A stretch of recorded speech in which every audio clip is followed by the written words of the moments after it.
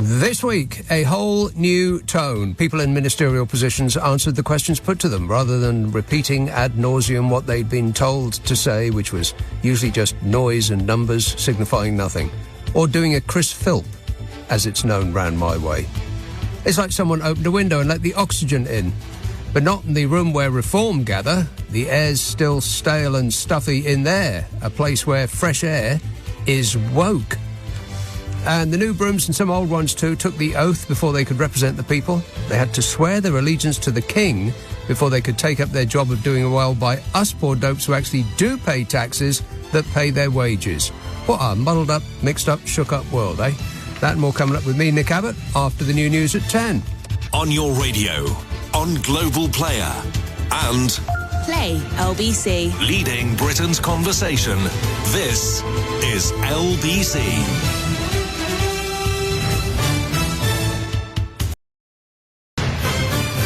This is LBC from Global, leading Britain's conversation with Nick Abbott. Oh, hello.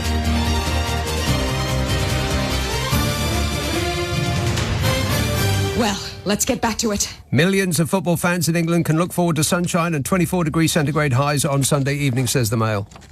And those who don't support the England football team are enemies of the people and are probably vegan socialists who use unisex toilets. And the British press would like to make it clear that you should ignore all of those columns that they printed about how Gareth Southgate wouldn't know one end of a football from the other and couldn't manage to run a bath, let alone the national team. Journalists would like to dissociate themselves from everything they wrote about how he was a hopeless loser who should be replaced by a turnip because he got us into the final of a major competition. And so now they're calling him a genius. And frankly, they're furious that someone hasn't erected a statue in his honour at Wembley Stadium and Parliament Square. Take that one of Churchill down and put St Gareth in his place. I mean, what tournament did Churchill ever win for us? They're all saying. Weather conditions across the UK are set to improve this weekend after a disappointing start to July, including long spells of rain, thunder, lightning. Very, very frightening. Temperatures on Sunday evening expected to reach 24 degrees centigrade, which is 75 degrees Fahrenheit. And that is in central and southern England. In the north, and particularly the northwest, they will be getting their own weather. I can check on that while you wait. But really, what's the point? I think we all know what I'm going to say. One moment, please.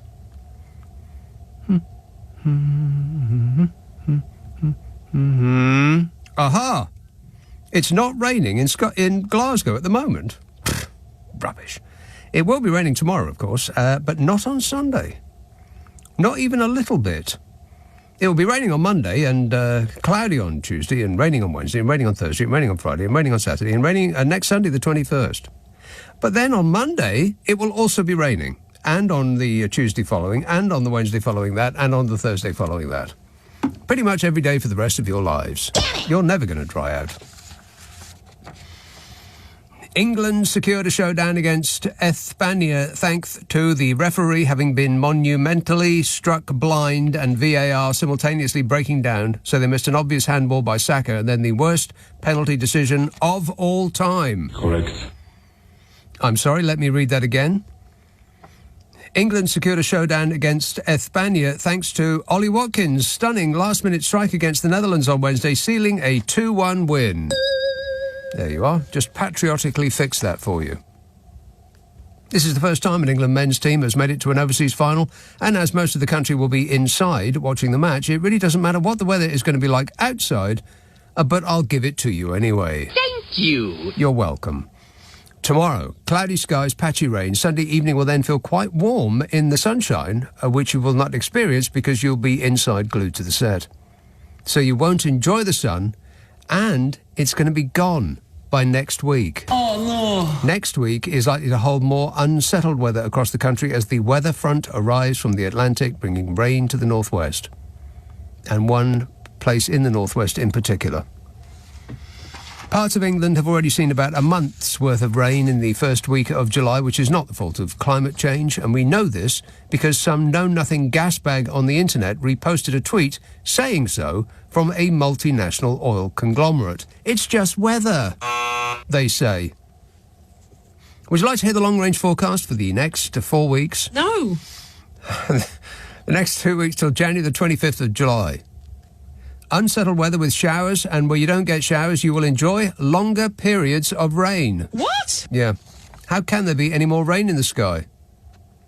And then, end of July, first week of August. Oh, it's like it's slipping through our fingers, isn't it? You're trying to hold on to summer, but it's just going through your fingers like sand. But you know me, I never complain. Whinging and whining and moaning. I can't stand it anymore. When's summer going to arrive? Well, let's read on and find out. End of July, first week in August. More settled temperatures... More settled with above average temperatures and drier than average conditions. More settled with above average temperatures and drier than average conditions? We'll take it. Mina texts, today it was quite a pleasant, warm day, not a drop of rain in Whitton. How was on your side? How was on your side? Not making any sense, Mina. You've been sitting out in the sun too long. Archie texts, did you hear Biden call Zelensky Putin? He has to step down. Oh, God, this again. So early? We're going to get into this now? In a minute. Let me build up to it. Yeah, that's right. Joe Biden is the one who should step down. Okay. Edward texts, I hear Reese Smug and Helena de Chair are inviting the TV in. Who's Helena de Chair? What? What? You're moving your mouth, but you're not making any noise. Still not making any noise. I can't hear you. Isn't that weird? Your mic light is on, but there's no sound coming out. Have you got a frog in your throat? Do you want a lozenge? Hello? Can't hear a word. Isn't that weird? This show was like this when I got here. Anyway, Edward says, I hear Reese Smug and Helena de Chair. Who's Helena de Chair? No, never mind. I'll find out later. His wife. Right. His wife is called Helen of the Chair. Is that strange? Get Helena de Chair on the phone and we'll check. Anyway, Edward says, I hear Reese Smug and Helena de Chair are inviting the TV in for a fly-on-the-wall documentary. Oh, no. Oh, no. No. And furthermore... No. What, a totally made-up puff piece about Smug? Edward says, that's all we need. Another nasty Tory trying to reinvent himself. That is precisely what is going on there. What channel is it going to be on? Pointless me asking. Because she's practically yelling into the microphone in there and not one single solitary syllable is coming through. Never mind, eh? We'll just have to struggle on without her. What channel is it on? I demand to know because I will boycott them in advance. Just for even thinking about it. Tom says, I've only just realised Michael Fabricant failed to keep his seat in Lichfield and I don't know how to feel about this news.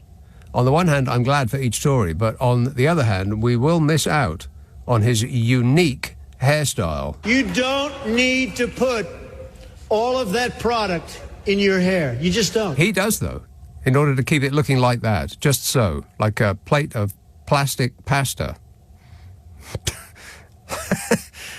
I mean, what does it look like wet? Can water actually penetrate it? I wonder.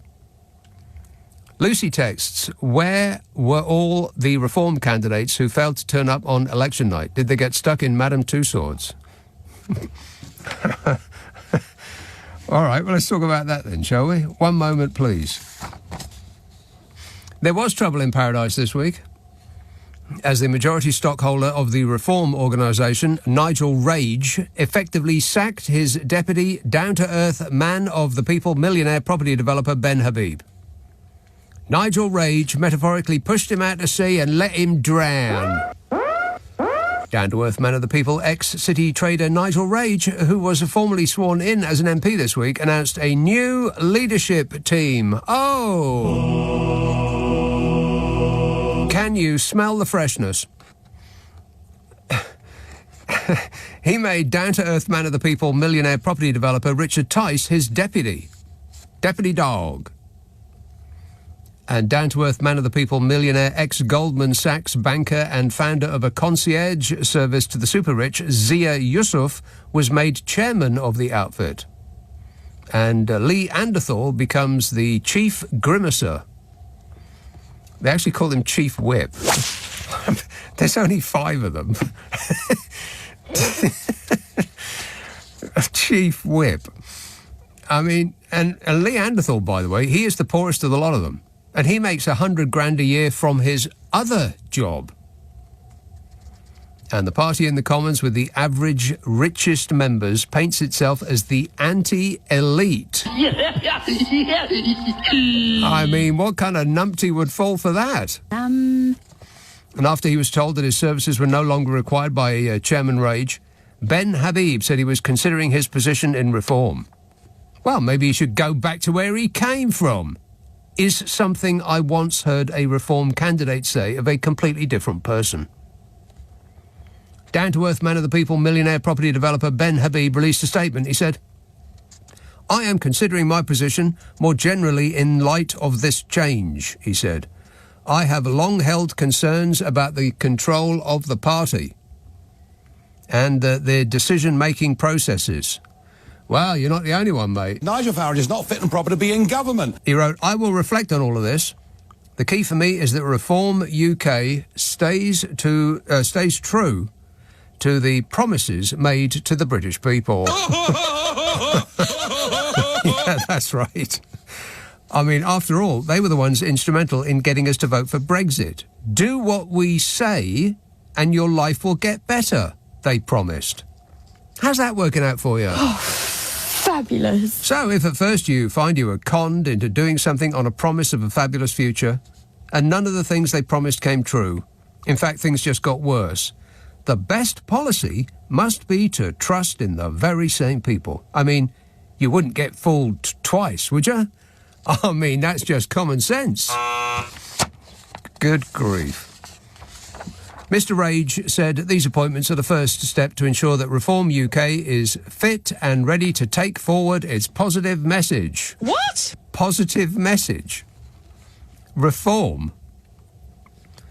I'm not sure the people who voted for Reform were responding to a positive message, other than all of your problems are positively the fault of the people who come over here, get picked up by the Royal National Lifeboat Wokerati, get a free house, a car, and one of them sofas that are always on sale off the telly. No! But who could have predicted that there would be infighting in the Nigel party? Apart from anyone who had ever heard anything about the parties run by Nigel Rage. One veteran of Rage's previous political venture said Reform was the Nigel show and predicted defections. Defections? They've only got 5 MPs. And down-to-earth man of the people, millionaire property developer Ben Habib said he had long held concerns about the control of the party and the decision-making processes. Yeah, well, like I said, you're not the only one. I'm a nutcase. Ben Habib emigrated to these shores and is against immigration. Zia Yusuf, on the other hand, is from parents who emigrated to these shores and is also against immigration. Down-to-earth man of the people, Zia Yusuf, earned an estimated £31 million from selling his luxury concierge app to the super-rich called Velocity Black last year. He also worked for Goldman Sachs, an organisation that is known for its concern for the poor and the left behind. In fact, I think they have an office in Clacton. I'm sure Nigel Rage will be able to pop in for a chat about wealth management on the many days that he will be attending to the needs of his Clacton constituents. I expect him to be there almost all the time. The 5 right-wingers posed for the cameras in Westminster, arriving after the start of the new term, after their election breakthrough. And you've probably seen that shot. There they are. And they couldn't have looked more pleased than if Donald Trump and Vladimir Putin had been giving them a cuddle. Apart from Neanderthal, who looks like he's trying to chew through his lead. Guy always looks furious. And with good reason. 0345 6060 973. And I thought it was kind of interesting the way the Mail, who I would have thought would be full on behind this party, described the route to the top of each of those MPs. And I might lay a précis of that on you in some moments. If you're lucky. 0345 6060 973. Text 84850. Email nick@lbc.co.uk. If you're on Twitter, it's @LBC. Friday, Saturday, Sunday night at 10. Nick Abbott, LBC. This is LBC. This is LBC with Nick Abbott. Call 0345 6060 973. Tweet @LBC. Text 84850. Are you trying to be funny? Because I'm all out of laughs. No, there's nothing left to be amused about. Helena de Chair. OK. Martin says, it's not working for this catastrophic clown show of a government. We need to go back to square one with the Conservative Party. Yeah, only the Conservative Party have a plan. We have a plan, or you just go back to square one. Yeah, we just gone back to square one. I tell you what does feel a bit weird is when a Conservative Party member speaks up and opines on one of the subjects of the day. I mean, they just sound so stale and old, and as though they are like speaking in an old-fashioned way. You know, like a robot, as though they have been programmed to come out with these spurious statistics, all noise and numbers. And are even now in a room of fresh air, they're still just talking that the same old. It's like the halitosis smell still sticks to them, metaphorically speaking. And just going through my mind, every time one of them opens their mouths, I'm thinking, isn't it about time that you just, observed a moment's silence? just for a while. We'll tell you when. Kevtex, it's been cloudy for weeks now. Just cloud, cloud, cloud. Am I missing something there? Is there a significance to that I'm not quite getting? No, furrowed brow through the glass there, so perhaps not. If I'm not getting it, she ain't getting it neither. Glasgow, hello, Stephen. Hi there, Nick. It's a pleasure to speak to you again. Stephen. Can I just point out that today Glasgow was the warmest place in the UK. It was that warm that I had to get out of Glasgow to go to Loch Lomond. Is that a fact? How warm was it? That is a fact. It was 20 degrees today. Blimey. That is the hottest Glasgow's been probably in my lifetime. Now, we are talking centigrade, aren't we? Not Fahrenheit. Yeah. Okay. Well, I'm not sure. I don't. And it was dry as well. Can you believe that? Yeah, it was unbelievable. Well, it's not going to last very long, I wouldn't think. I think tomorrow it's raining again, and then you might get another respite on Sunday. But then following that, back to usual. Well, that's a given. Yeah. It's mainly pulling up. It's a given for govern. Go ahead. Yeah. My main point for phoning up, is it not great to see we've now got a Prime Minister on the world stage who actually looks statesmanlike? Yeah, and talks like a human being rather than like a gaslighting automaton. Yeah, 100%. The amount of fools we've had in the last... I mean, we had 5 Tory Prime Ministers in the last 14 years. Theresa May wasn't the worst. She wasn't too bad. No, but that's about the best that you can say. She wasn't the worst. Yeah. Aye. Yeah.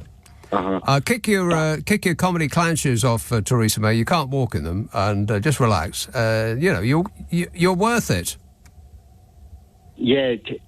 she was the best of a bad lot out of them as well. But I'm going to move on to American politics now. Nick, what do you think about Mr. Biden? It's getting to the stage now that anybody but Trump is better, obviously, but the Democrats have got to get rid of Biden. They really do. I think the problem now is that all of the conversation is about Joe Biden's age and infirmity.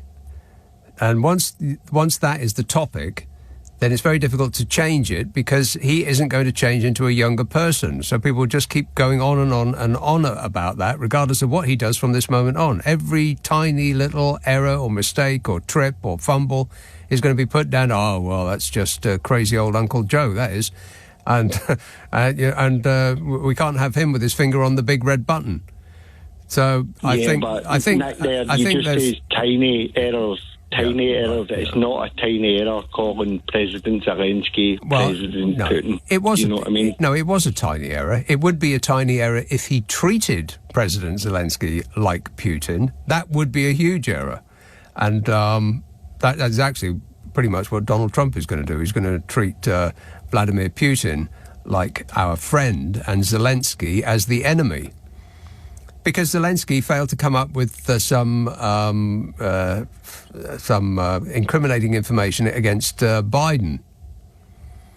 Do you remember back before the war started?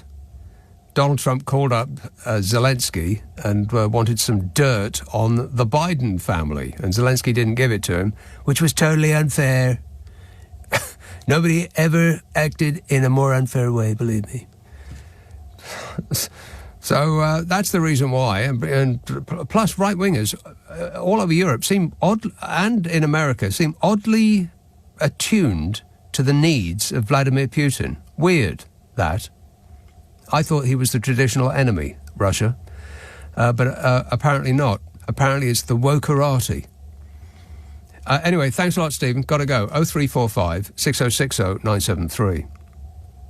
Yeah, the conversation is now permanently about Joe Biden's potential infirmity, to the exclusion of almost anything else. And people on channels who really want Donald Trump to lose just cannot stop going on about Joe Biden mixed up this and he mixed up that, whereas you can play just as many tapes of Donald Trump losing his mind in real time as you can of Joe Biden. It's just that's not... The difference between the two is that Joe Biden, as I've said many times before, looks like he's made out of parchment.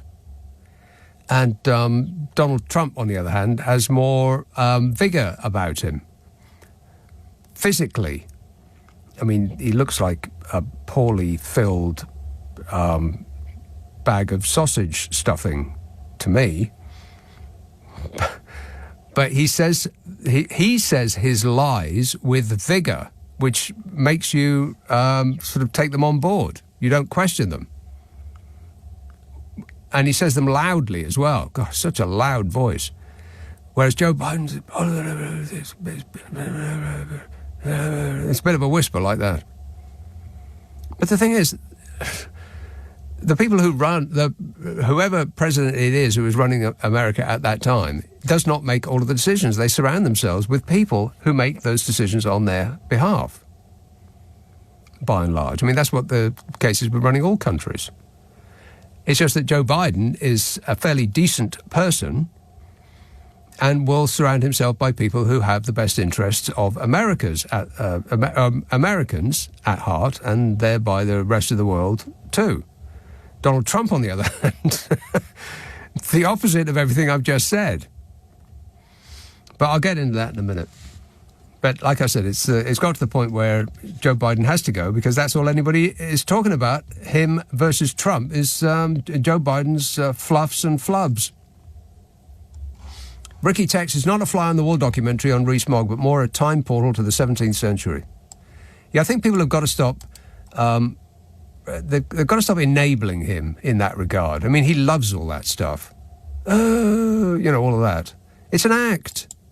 Stop pandering to him. Gary says, are you really going to subject your listeners outside England to an intermittent barrage of gloating about the England football team? They must be the worst, most boring team to ever get to the final of the Euros. Come on, Espana, says Gary. We were so lucky to get where we are. I mean, the luck was just ridiculous, off the scale. I mean, we avoided all of the best teams. All of the best teams were in the other half of the draw. And it was almost like a magic trick, really. It was almost like it was fixed. And so we had the easiest route to the final. And we won by an overhead kick, which is, you could toss a coin as to whether that was going to go in or not. And there was the handball from Saka, and then the penalty that never was, and on, and et cetera and so on. And we were, up until the last game, up until the first half of the last game against Holland, we were so boring. I mean, all the commentators were saying that Gareth Southgate should be fired, and he doesn't know what he's doing, and he should be playing this or that other person, and he has to bring on substitutes, and et cetera and so on. And all of that was true. But because by sheer dumb luck we won one, now he's a raving genius, and, we should be building statues to him. But that's the nature of football, isn't it? When you're losing, you're a loser. When you're winning, then you are a winner, regardless of how you're actually winning. Nobody remembers how it's done. They just remember the scoreline. 0345 6060 973. Text 84850. Email nick@lbc.co.uk. If you're on Twitter, it's @LBC. Friday, Saturday, Sunday night at 10. Nick Abbott, LBC. It's 10:30. The news headlines with Tim Daly.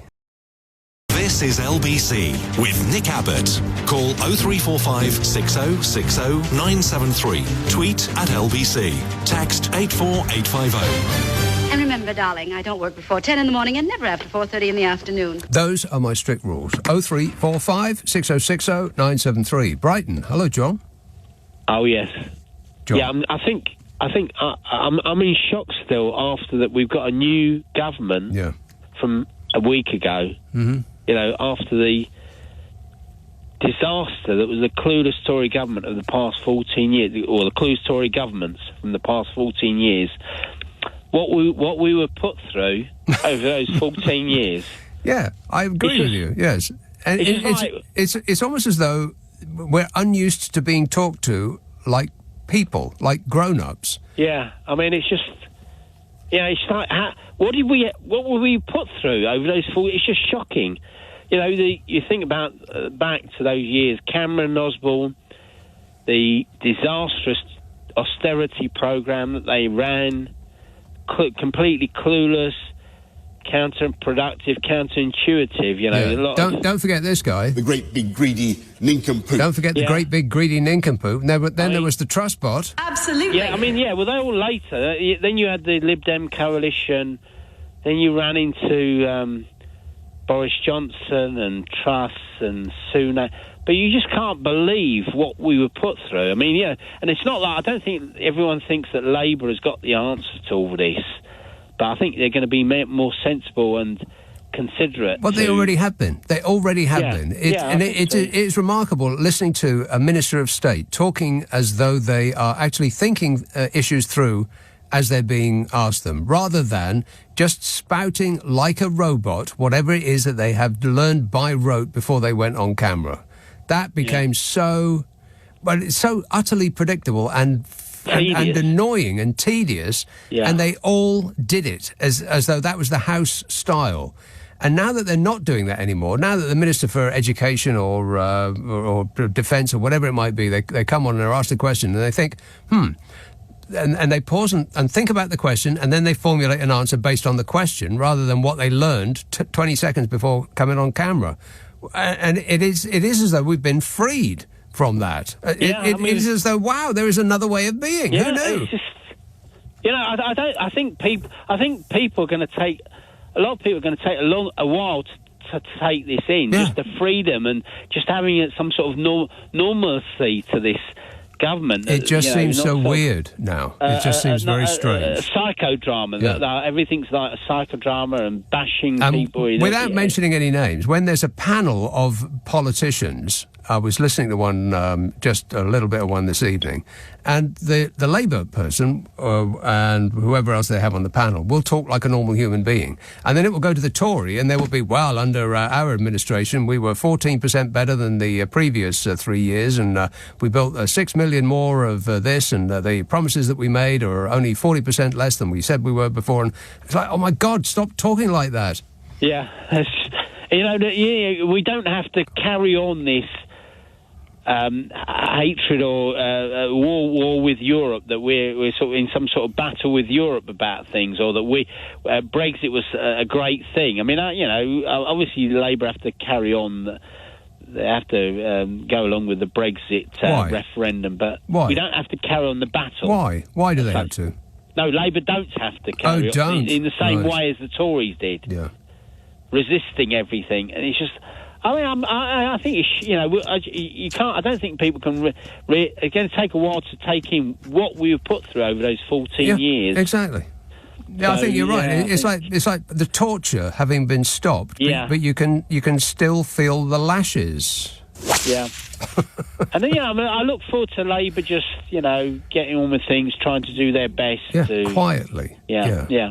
Without a big hoo-ha. I know. What a concept. Yeah. All right, thanks a lot, John. Cheers, mate. 0345 6060 973.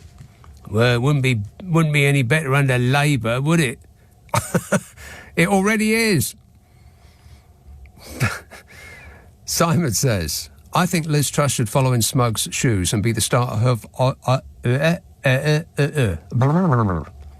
I think Liz Truss should follow in Smug's shoes and be the star of her own reality TV show. Any ideas on what it should be called? Says Simon. No.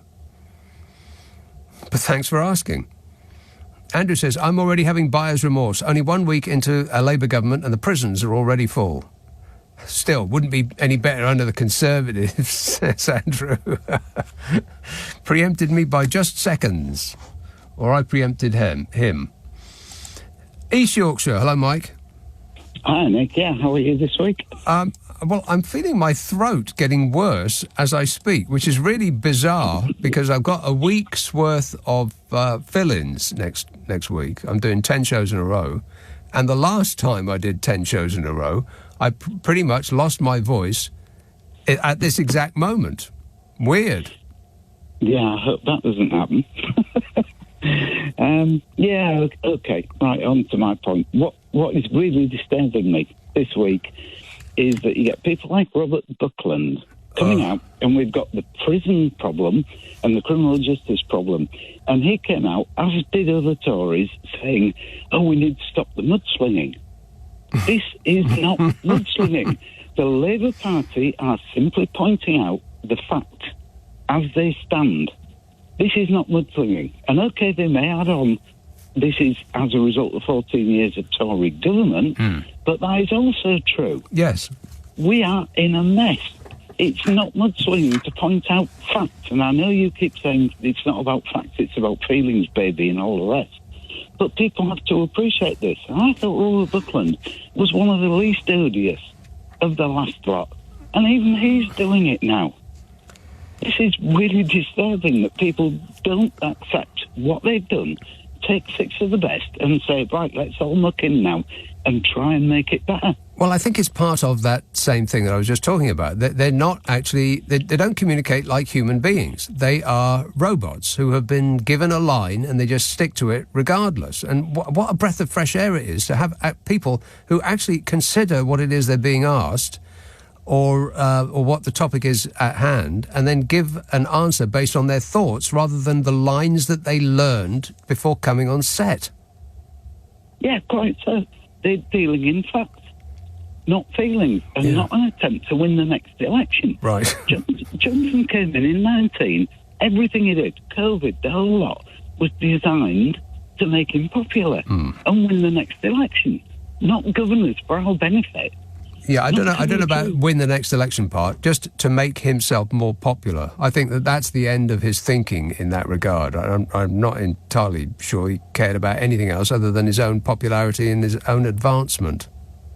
No, I quite agree, but that's a narcissist from top to bottom. Yeah, exactly. But we have got a new start, and I just hope that the people listen to reality, to facts, and where we go from here. Well, we've got a big problem with the prisons, and we need to solve it. Right. The problem with people hearing what they're saying and actually paying attention and listening to them is that we have been trained by experience to not do that, because we know that as soon as their mouths open, lies just pour out. So we stopped listening.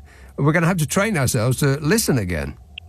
Yeah, exactly, because if a party is telling you the truth and is saying we've options, all of them are bad, but we've decided this is the least bad and this is the way we're going to go, people need to listen to that and think, good, that is the best option going forward. Right. And stop listening to rhetoric and garbage that comes out of people's mouths. Yeah, the other part of it is that we've been used to being told that there are simple solutions to complicated problems. And that's a very attractive prospect. But it's just flat out not true. And when somebody comes on and says, well, you know, the problem of the prisons or law and order or the debt or whatever it might be is very complex, and you can't just wave a magic wand. You can't just blame boat people for all of these ills. And there will be some resistance to that, because people would think, well, hang on a minute, the last lot said that there was a simple answer to this problem, regardless of whether they actually did fix it or not. So I think there's going to be some resistance there, and because it's like we're all experiencing things for the very first time. 14 years we had the last lot going on and on and on, and gaslighting us and lying to us all the time, and telling us that up is down and black is white, and if you don't agree with that, then there's something wrong with you. So I think we're going to have to relearn listening. Yeah, I quite agree. And as you pointed out yourself, this idea of Farage coming up with simple answers to complex problems, 15% of the population will go along with that. Always. Most of the population realise, no, it isn't like that. So he's only going to get 15% of the population behind him ever. Ignore Farage. Ignore simple answers. Just put a bit more thought into it and think, how can we take this forward bit by bit? Not with simple answers, not with vast ideas like, oh, we'll take the, whatever it is, tax threshold up to 20,000. And he thinks he can pay for that. Garbage. Absolute rubbish. Don't fall for simple answers. Think about doing it incrementally, bit by bit. Yep. We don't want a revolution, we want evolution. The problem, though, Mike, is that the masses are asses. We don't really know very much and prefer not to think too hard. Cheers, mate. And we definitely won't look anything up. Not now, not ever, never. This anonymous text says, oh my God, give it a rest, Nick. At least face reality. Reform got a lot of votes. Yeah. Reform did get a lot of votes. So did the Liberal Democrats. How many times have you seen them on your TV lately? Or the Greenies? Like, not at all. It's all been Mr. Rage. The TV cameras in this country are as addicted to Nigel Rage as the TV cameras in America are addicted to Trumple Thinskin. Absolutely obsessed with him. All that free publicity. And it just blows my mind that the man who said, do what I tell you and your life will get better, regarding Brexit, and 17.4 million people did do what he told them to do, and their lives did not get better. And their reaction to that was to put their trust in him again. Explain that to me. Craig says, imagine how unhappy I am. Farage is my MP for the next 4 years. Don't worry about it, Craig. I very much doubt you'll ever see him round your way. 0345 6060 973 LBC. Nick Abbot on LBC. Call 0345 6060 973. I enjoy working with people. Sure, why not? Adrian texts, it's not coming home. It's not coming home. Football ain't coming home. And come Monday, nobody's going to work, says Adrian. Well, that'd be weird if we lost. I would imagine everybody's going to go to work. And if we win, why would that stop you going to work?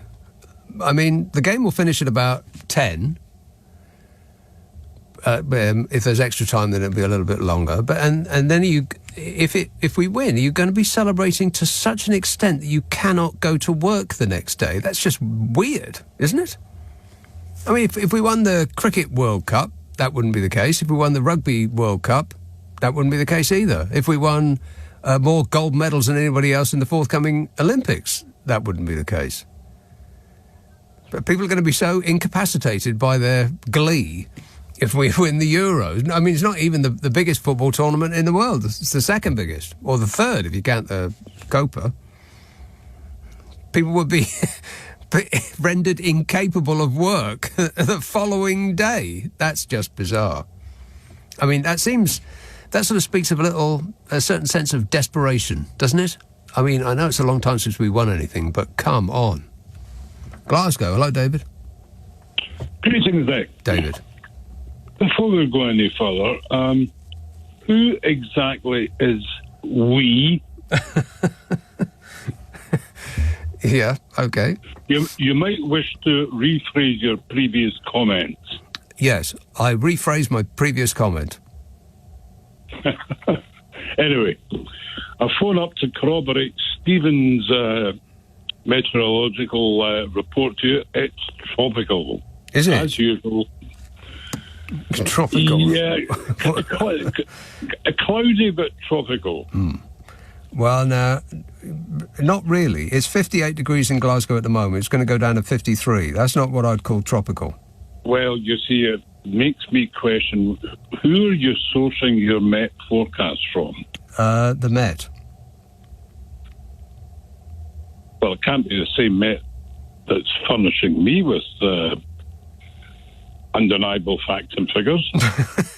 You're going to get 62 degrees tomorrow and a little bit of rain. Cloudy on Sunday, 65. In the next 2 weeks, it's not even going to get above 63 degrees. Wow. Well, I didn't go that far. This is the worst summer ever. Am I right? Well, I'm not denying that. Yeah.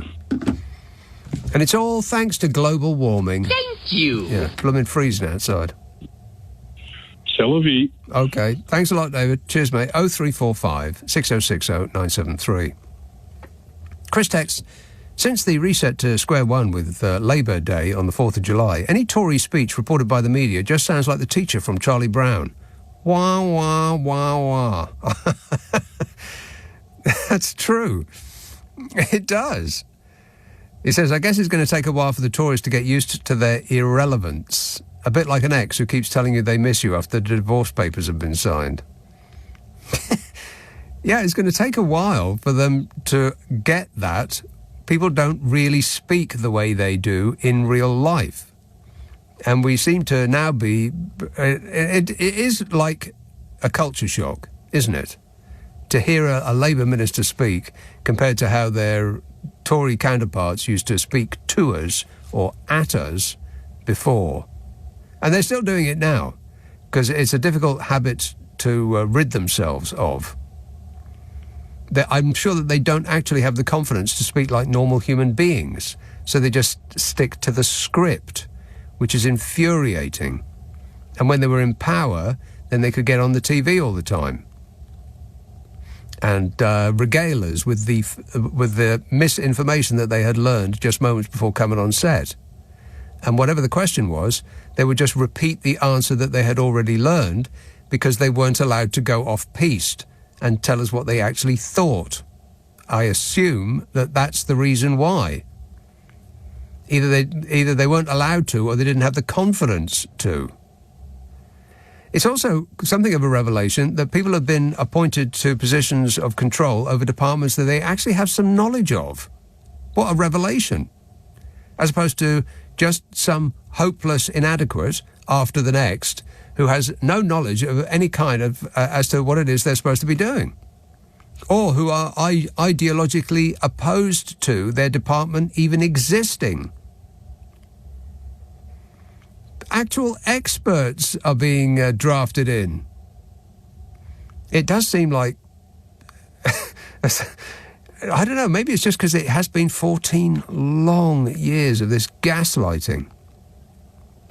But it just seems as though somebody has invented a new way of governing a country.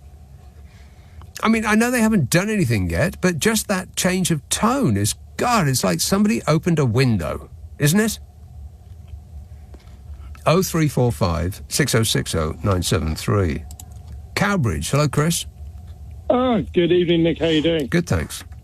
Oh, God. Do you know, thank you so much for reading that text out just now. It's the reason I called up is that I must have been addicted to this relationship I've been in with these horrible people for 14 years. I feel like I've just got out of an abusive relationship. Yeah. It's the most bizarre feeling. And it's like I was almost getting to miss it. And then I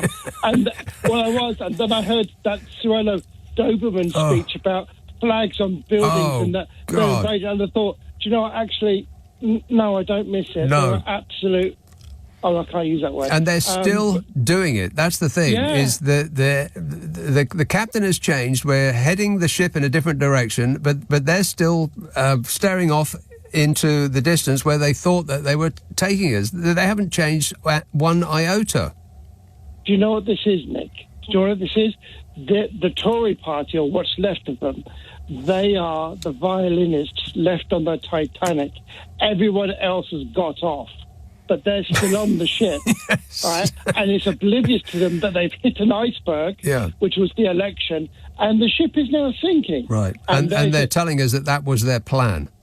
Yes, the plan to stay on the ship, even when the captain said, you know what, I think we better get off. Yeah. The captain was helicoptered off, persuaded them to stay. I've just got it.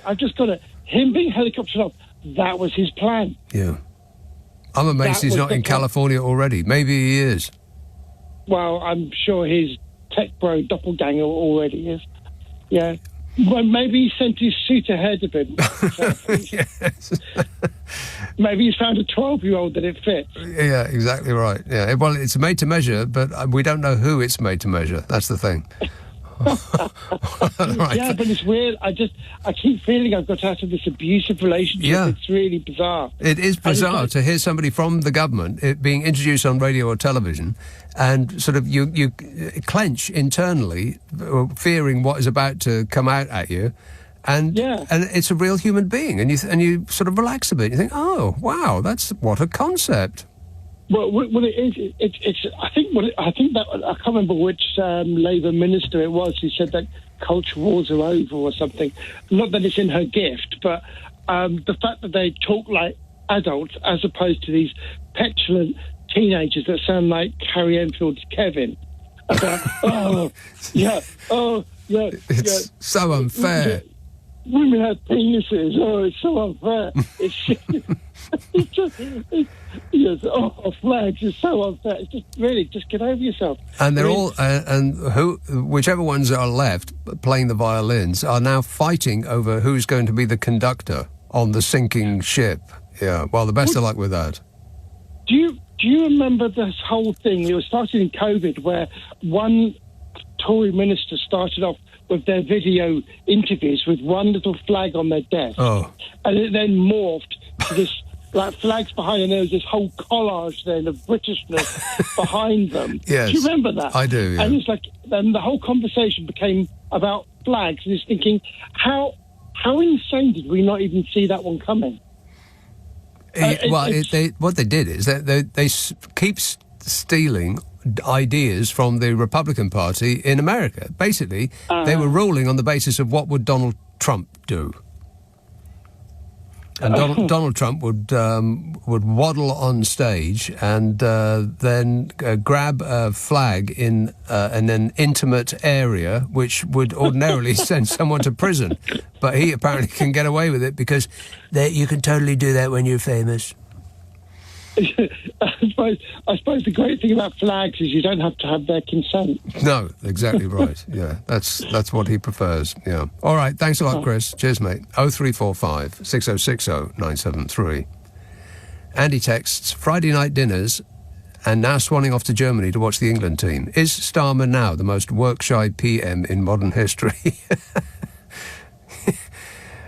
And Tories are still going on about that thing where he said, he likes to clock off at 6 o'clock on a Friday night. As opposed to this guy who momentarily would show his face around the corner of one of those up-all-night business meetings for a couple of minutes, and that was his entire work week. Yeah. Wait a minute. Yeah, but please do keep going on about how Keir Starmer is doing.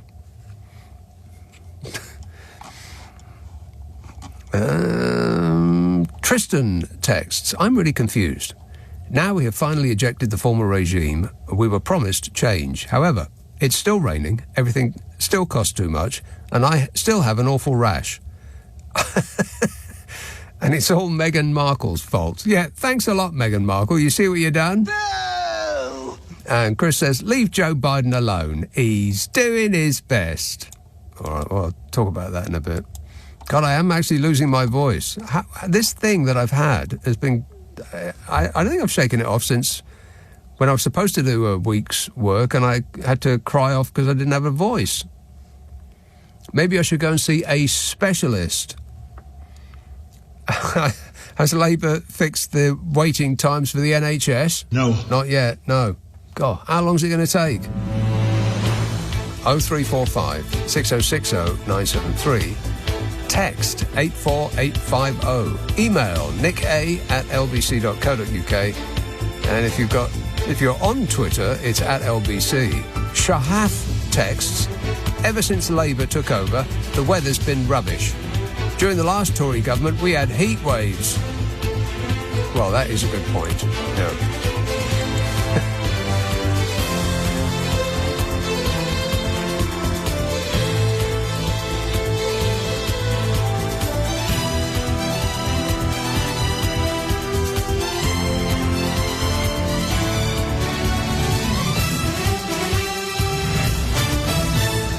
On your radio, on Global Player, and Play LBC. Leading Britain's conversation. This is LBC.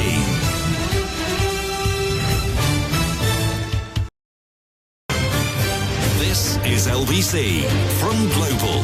Leading Britain's conversation with Nick Abbot. You're joking.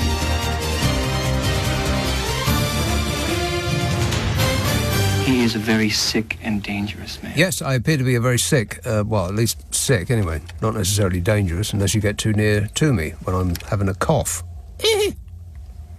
Rick said, hey, Ricky, you're so fine, you blow my mind, Ricky.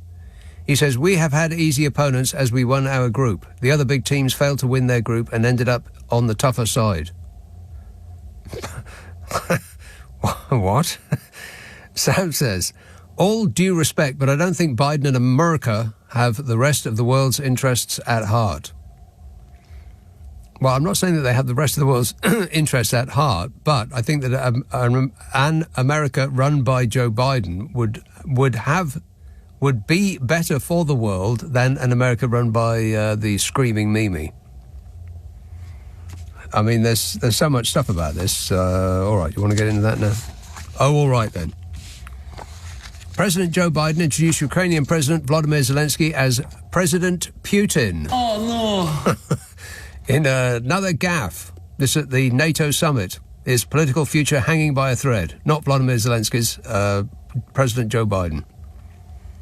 The ailing 81-year-old is facing mounting calls to drop out of the presidential race because he is too old and forgets things and loses his train of thought. Donald Trump, on the other hand, is not facing mounting calls to drop out of the race because he is a Republican.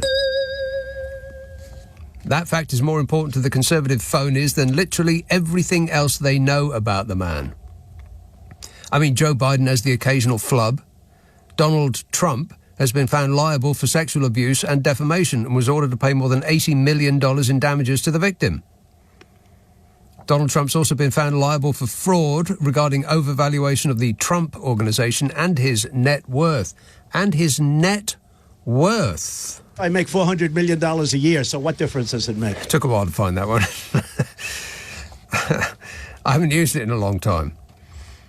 He is appealing a $364 million fine plus $100 million in interest. Donald Trump is appealing? I don't think so.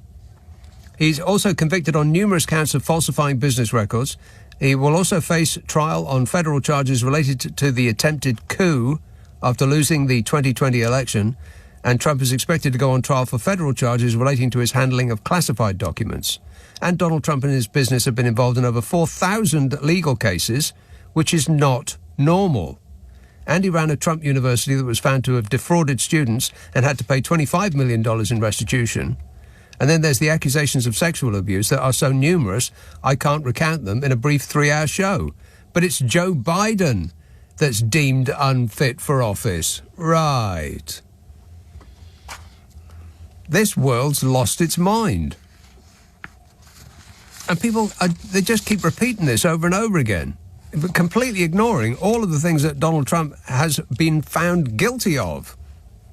Never mind about the things that he is yet to be found guilty of, that he's been accused of. And he screws up on stage just as much as Joe Biden does. It's just that he says it louder, so you don't question it.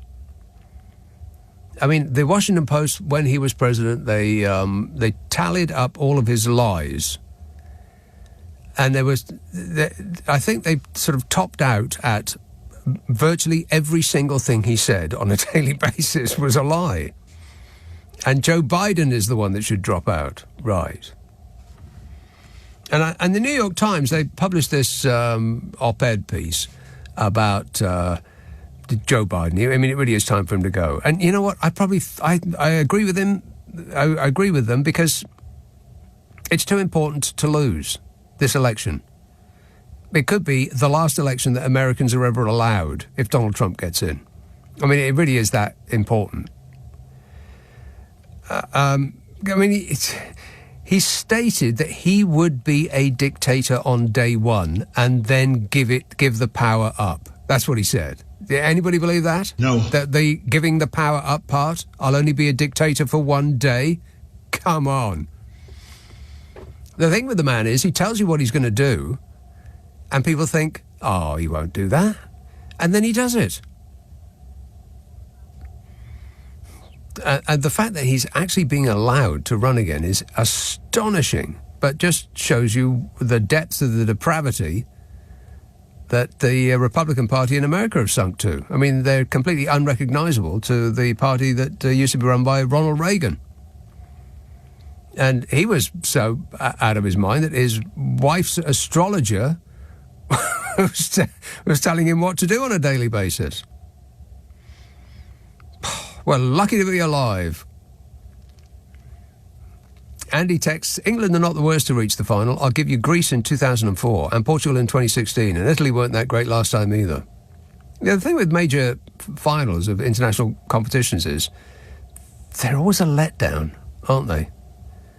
I mean, even the best I almost said we again. Even the best that England have been so far, the first half of the Netherlands match, we were dead boring in the second half, weren't we? Admit it. I mean, we've had 45 minutes of pretty good football, and that's it. And we were lucky twice to come through that game. So, I don't know. And I don't either. I ain't no expert. But then you don't have to be an expert to opine about football, do you? Because everybody's got an opinion about that. But if a footballer opines about politics, well, that's just the end of the world, that is. These woke know-nothings should mind their own business and stick to the subject that they know about. It's weird, that, isn't it? Says plumbers and doctors who are obviously not sticking to their own field of expertise, but insist that footballers do, or actors, lovies in general. You know, only a certain number of a certain type of person is not allowed to discuss politics out loud in public on social media. And that's why people like Gary Lineker and Gary Neville and all of those people, they get it in the neck. Immediately they open their minds. It's like, oh, stick to football. Well, say people commenting about politics who don't do politics for a living. I mean, can these people hear themselves? Andy, no, read that. Dale says, I want to see what Farage does to help his constituents when the bins aren't being emptied, sorting out antisocial behaviour and dog fouling in the parks. Dale says, echoing my thoughts entirely, Farage won't be anywhere to be seen. Well, not necessarily. I think he will be somewhere to be seen, puckering up and vapour locking onto Donald Trump's backside. If you really think that he's going to be spending every week in Clacton to sort out the problems of the good people of that manor, then I've got a bridge I'd like to sell you. 0345 6060 973. Let's have Reading. Hello, Gary. Oh, evening to you, Nick. Gary. I just thought I'll mention what Steve Baker said in the local paper, because he lost it in High Wycombe, didn't he? Oh, yeah. Go on. Yeah, and what he, the run up to the election, he was saying about skydiving and all this stuff or something before the election. I remember you were talking about it. Yes. But he actually said in the local paper, which is, he must have been having a drink that day, because he said, I feel very sad for our country now because Labour are going to do a terrible job. Well, if there's anybody who knows how to do a terrible job, it's that man there. Yeah, and then at the end of the interview, he added, so I'm afraid, I'll be honest with you, he's obviously talking to the... He said, thank God I'm a free man now. Yeah. And the people of this country will come to regret voting Labour. Yeah. But to be honest with you, Nick, we have spoke before. I've got my doubts whether Labour... I mean, maybe it is early days yet, but they knew what the problems were before they got in, and they did say things have changed from day one. Yeah. But the direction of travel has changed from day one, but that's the whole thing about a trip. You don't notice the scenery has changed on day one. If it's a 5-year trip, then you've only just taken the first step. I mean, give it a while, and the scenery will change. Well, yeah, but there's certain people in this country that, I mean, like I say, we've spoke before. I went to the food bank, and that's the reason I went over to High Wycombe, but they actually run out of food, and there was ladies and blokes.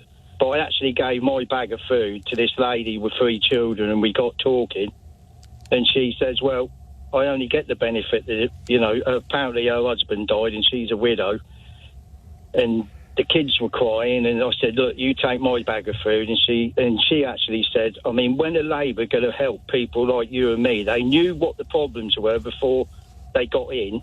Why aren't they sorting us out rather than spending all the money on the missiles? Which is... She said this week. Well... Oh, for crying out loud, give him a chance. It's going to take more than 5 years to affect a positive change in this country. This is a supertanker, not a speedboat.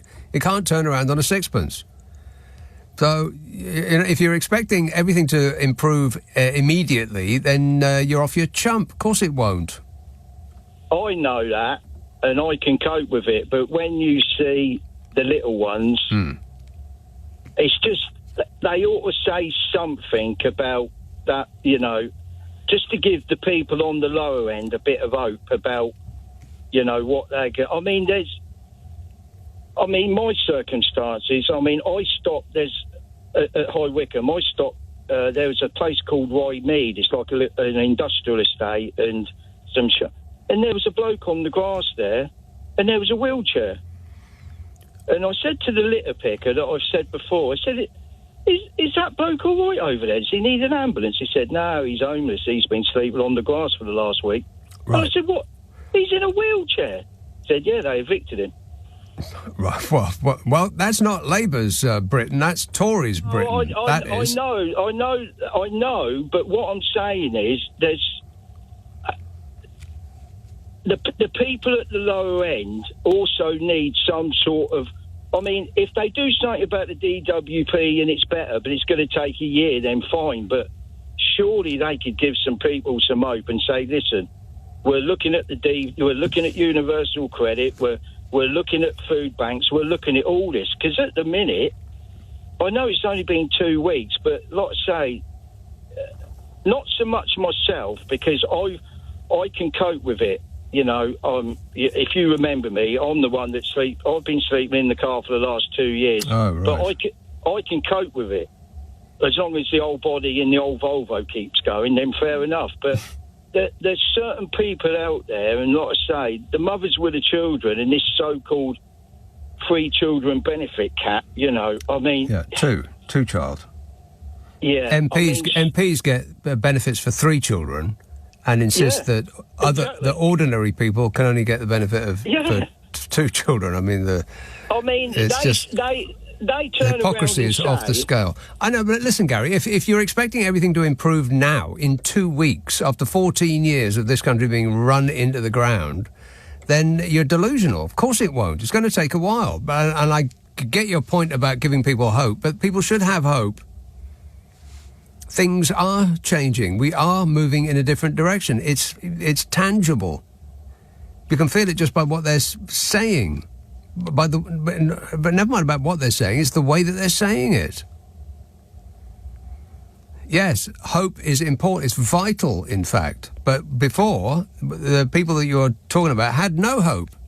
Now they have a little hope that things might get better. Appreciate it, Gary. Thanks very much. 0345 6060 973 LBC. This is LBC.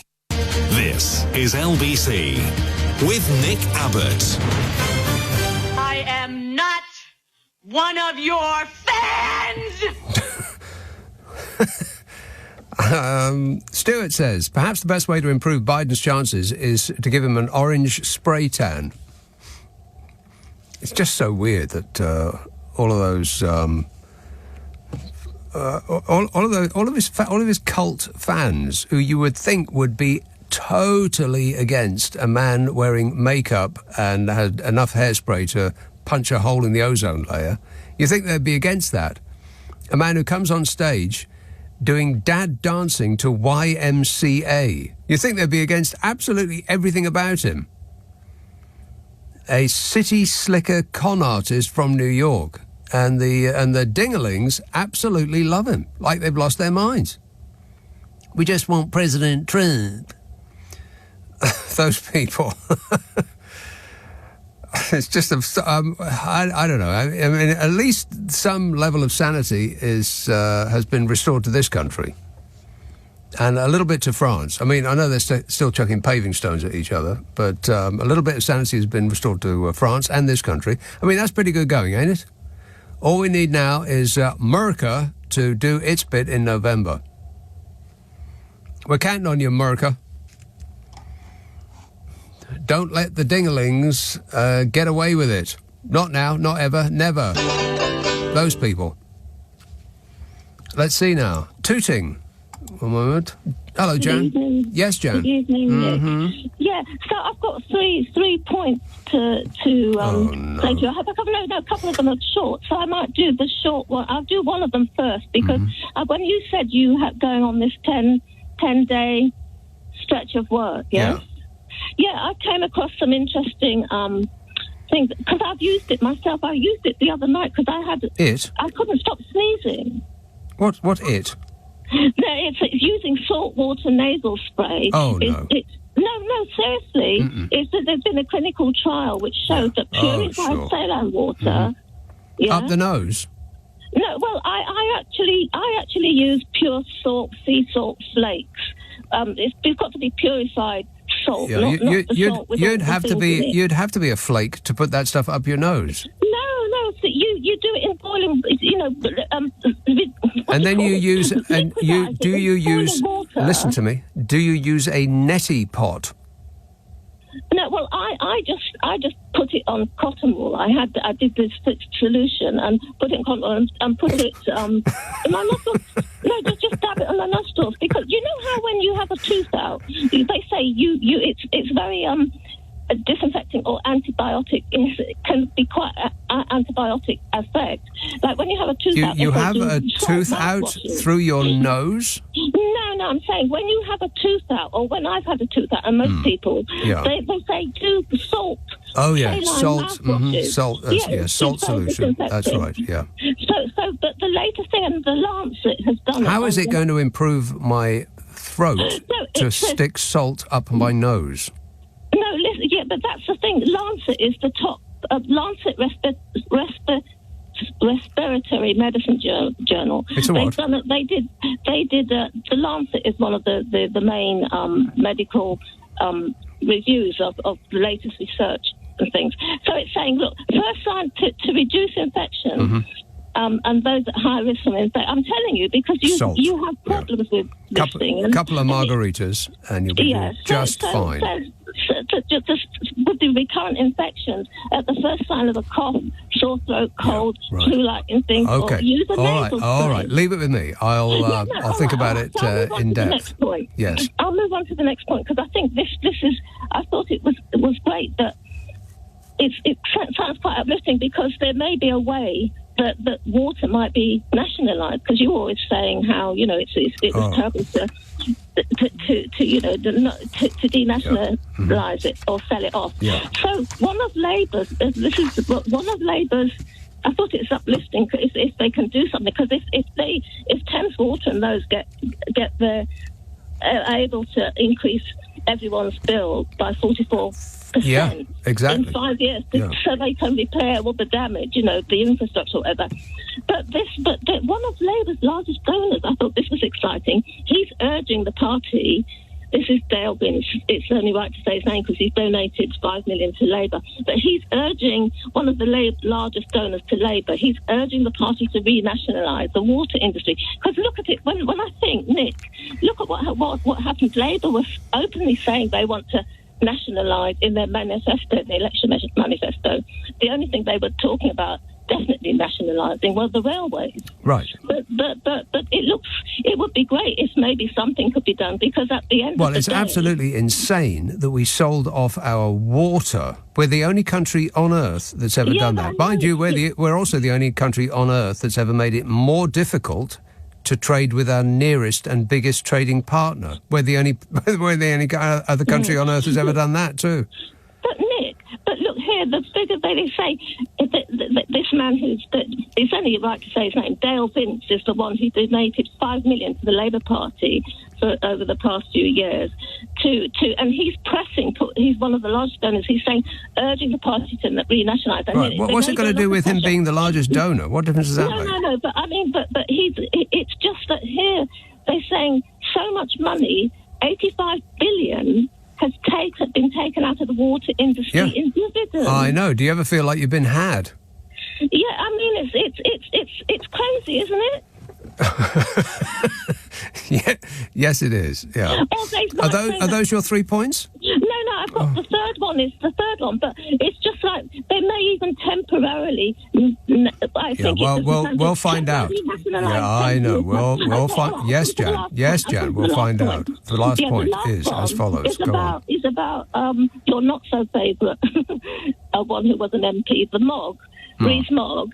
But this thing they're doing, they're going to do this. Apparently, he's got 6 children. They have so many children. Yeah, he's got 6 children, and his wife. They're doing a Kardashian-style reality. I can't wait not to watch it. Yeah. Mm-hmm. Which channel? And they're saying that he's such a nice man to watch. Yeah, sure he is. Yeah. Which channel? Which channel is it on?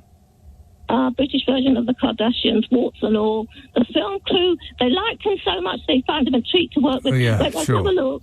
Hold on, Discovery. The Discovery Channel. Right, okay, I'm going to delete that channel from my menu. Meet the Moggs, his wife, and their 6 children. Yeah, no, I do not want to meet the Mogg, or his wife, or his 6 children. Not now, not ever, never. No, nobody that looks like them, or sounds like them, or has the same name, or even lives in their vicinity. Thanks a lot, Jan. Thanks for the good news. Now we know how to avoid it. The Discovery Channel, you say? I don't need to discover anything about that man. I know everything I need to know about that man. You're better informed than I am. I don't know anything. He's just a grey sigh, isn't he? He's like a 7 foot tall grey sigh. Mike texts, some luck, yes, but England have been defensively strong, resilient, grown better and better. First half attacking display against Holland was superb, as well as players like Mainu breaking down their attacks all over the pitch. Getting to 2 finals in a row can't be just luck. Well, it is. I mean, getting to this final is luck. I mean, we've been so lucky, it's just ridiculous. Dale, and by the way, from what I've seen so far, Spain are going to knock us off the pitch. But unless we get lucky again. Dale says, I want to see what... No, I read that one about Farage helping his constituents. Has Farage helped his constituents yet with their, the dog fouling and the antisocial behaviour and getting their bins emptied?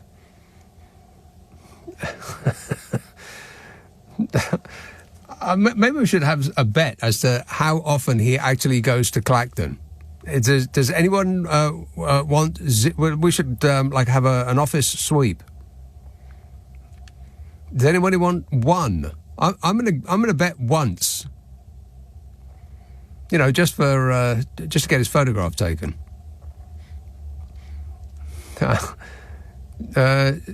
Tony says, I mean, yes, give them a chance, but there are certain things that could be done on day one. Same old, same old.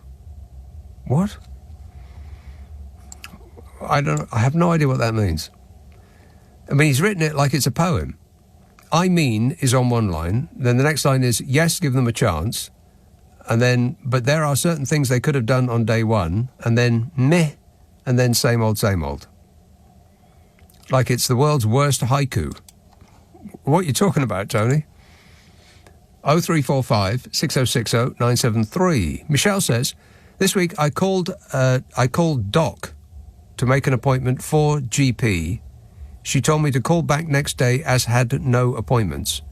Fair enough. 5 minutes later, she called me back. Can you come in at 11 a.m. today? Sure, I said. When I saw Doc, I mentioned a couple of other issues. He told me I need to speak to reception to make a proper appointment. I went to reception, asked for an appointment. She said, how about 4 p.m. today? My legs buckled. I said, is this the Kia effect? Long may it continue, says Michelle. Huh. Well, it certainly used to be like that. I mean, there was this clip that was going on the social media just before the election about people complaining to Tony Blair that they were complaining because they got their GP appointment too quickly. Yeah, I know that sounds weird, but they were actually doing that. They were saying, well, I'd like my GP appointment next Friday, in a couple of days' time at 3 p.m. in the afternoon. And I called up my GP and he said, I'll see you now. And they were furious about that. Can you imagine? The stuff people complain about, eh? 0345 6060 973. Text 84850. Email nicka@lbc.co.uk. If you're on Twitter, it's @LBC. Friday, Saturday, Sunday night at 10. Nick Abbott, LBC. 11:30. The news headlines with Tim Daly. Nick Abbott on LBC. Call 0345 6060 973. 0345 6060 973. Chris texts a whole week without any government psycho soap drama. I'm sure this must be the fault of that dastardly Meghan Markle. Yeah, she still is interfering in our business. No! Thanks a lot, Meghan Markle. You see what you've done? And Nim texts, have you been invited to the big wedding in India? Boris is there currently.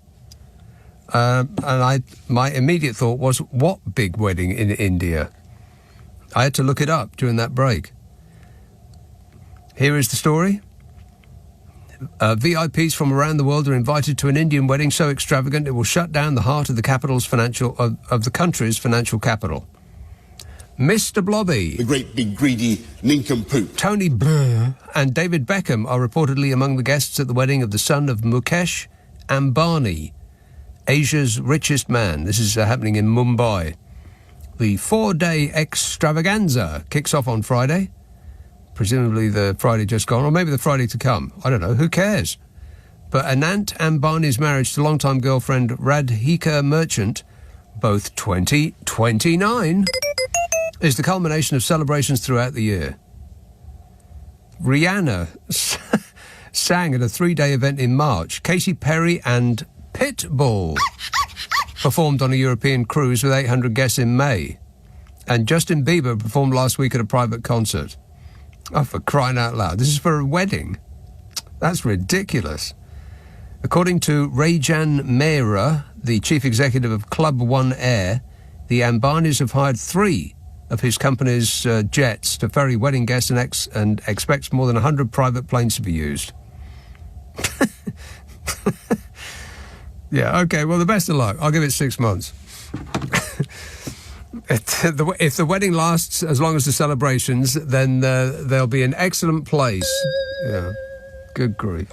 Bodmin, Malcolm. Oh, how are you doing, sir? Good, thanks. Yeah, I read that story last week. My immediate thought was, I wonder whether our most immediate ex-Tory Prime Minister will be an A-lister at that. Right. But I've not read anything about him attending. Yeah, But, Malcolm, are we on speakerphone? No. Yes, Is we that are. better? Yes, I did have that's better. I had my headphones in with cables rather than Gotcha. wireless ones. Okay. All right, yes. Nick, the present situation, as I said to you, I think it was last Friday, what a world of difference we're going to see. And there won't be any carping, I don't think, but there's already been some carping. And I'm not surprised, because I think it was over the prisons where the prisons officer has really gone off on one and is actually naming names. What are you talking about? The prisons minister. Timpson? No. Or is she law? I thought she was prisons.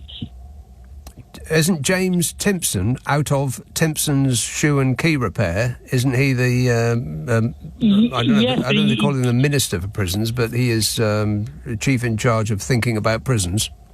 Well, all right, let that one go. But I think you find it's a lady who is in charge of prisons, because she did the launch day, or she did something either this morning or yesterday morning about the plan for prisons. Ah, yes. And she did anyway, minor point, so let's not dwell on that one. But the other thing is, Nick, you're going to be seeing so many things, and first of which was, and it was such a visual reminder, and it was the Prime Minister getting off, well, on and then off, Boris Johnson's £1 million paint job RAF jet. Do you remember that? Yeah. And that was quite stark. And how does it cost that much to paint a jet? I mean, not to make a jet, to paint one. Yes, it was £900,000. So you added the design, and then you added the actual job, which would have been done, I think, in Bryce Norton in an aircraft hangar. But yes, maybe it included the redesign for the inside from that excellent woman who does all that hideous fabric and covers everything in it, walls, sofas, everything. See, that's the weird thing, Nick. It is an RAF plane, and it is the type of plane that airlines run. I forget the name of it. Yeah. But it would normally have 300 seats in it, you know. But it's now been, or it was even before the paint job. But yeah, it was solely the paint job, $900,000. And then the other thing then, which I think will be coming on stream soon, is the government's new fleet of BMWs. Remember that story? Well, because no. well, the government and its ministers have Land Rovers. You notice the 4x4 ones. Well, about a year ago, or less maybe, it was announced that Land Rover couldn't provide the specification needed for the government vehicles, and so they had to go to BMW to get them there. Yeah. So that's another little thing that's happening for Labour. But my big point, what's that got to do with anything, though? I mean, Land Rover's an Indian company, and BMW's a German company. What's the point? What's your point? Well, no, it was a British sort of design, a marquee design of the Land Rover. It's an Indian company. Yeah, but I mean, that's by the by, isn't it? No. They've been running Land Rovers, Nick, for decades. Yeah, but it doesn't make any difference. If we sold it, it's not ours anymore. Okay. Or is it Jaguars then? Maybe I've mistaken. Well, Jaguar's the same. Well, all right. I mean, if you want the British government to buy a British car, then they're all going to be going around with their hair flowing behind them in an open top Morgan. Are they not? The point I think that I'm missing, or you're missing, is maybe they're made in Britain. Then are they the Land Rovers? They're still maybe made. So British jobs, Nick, and all of that sort of thing, I think was the issue. Right. But there was a bit of a fuss about it anyway. Oh yeah, all right, yeah. But then finally, Nick, the figures for May, there was a 0.4 growth in the economy, 0.4%. I mean, everybody can feel the benefit of that. Well, the point I'm making is, I think you're going to be hearing the Tories carping how, look, it's so sad that we've lost, and the economy was on the up. But I've heard that from them already. I've already heard them say that if only we'd just been able to stick with the plan, then things would be on the up, because things were certainly being improved when we at the moment that we left office. School children were more intelligent, and the air was cleaner, and the rivers were practically clean enough to drink straight out of under the previous administration. No, I just think that you're going to hear Labour saying, or they should be saying, that the difference in the economy in May was that simply for weeks before the election, industry, finance, everybody was accepting we were going to have a Labour government. And I think things have changed, because if Truss can screw up the economy overnight with a budget, then surely the prospect of a Labour government over weeks can pick up the economy. I think things will improve, I think, Nick, over the next 3, 4, 5, 6 months. Yeah, I think things have improved already, because we're being talked to like grown-ups, not as though we're all morons who are just easily befuddled by a bunch of noise and numbers signifying nothing. And I think it'll also affect people every day in their jobs. They've got to work, I think, now without... Well, it's just noise, isn't it? Background noise. Yeah. It's like the torture has stopped. Yes, I mean, we're not feeling very much better, but at least we're not feeling as bad as we used to when we were being punished. So, but if you're expecting vast improvements at this point now, then I think that you'll have a little bit of time to wait. Just wait for a little bit.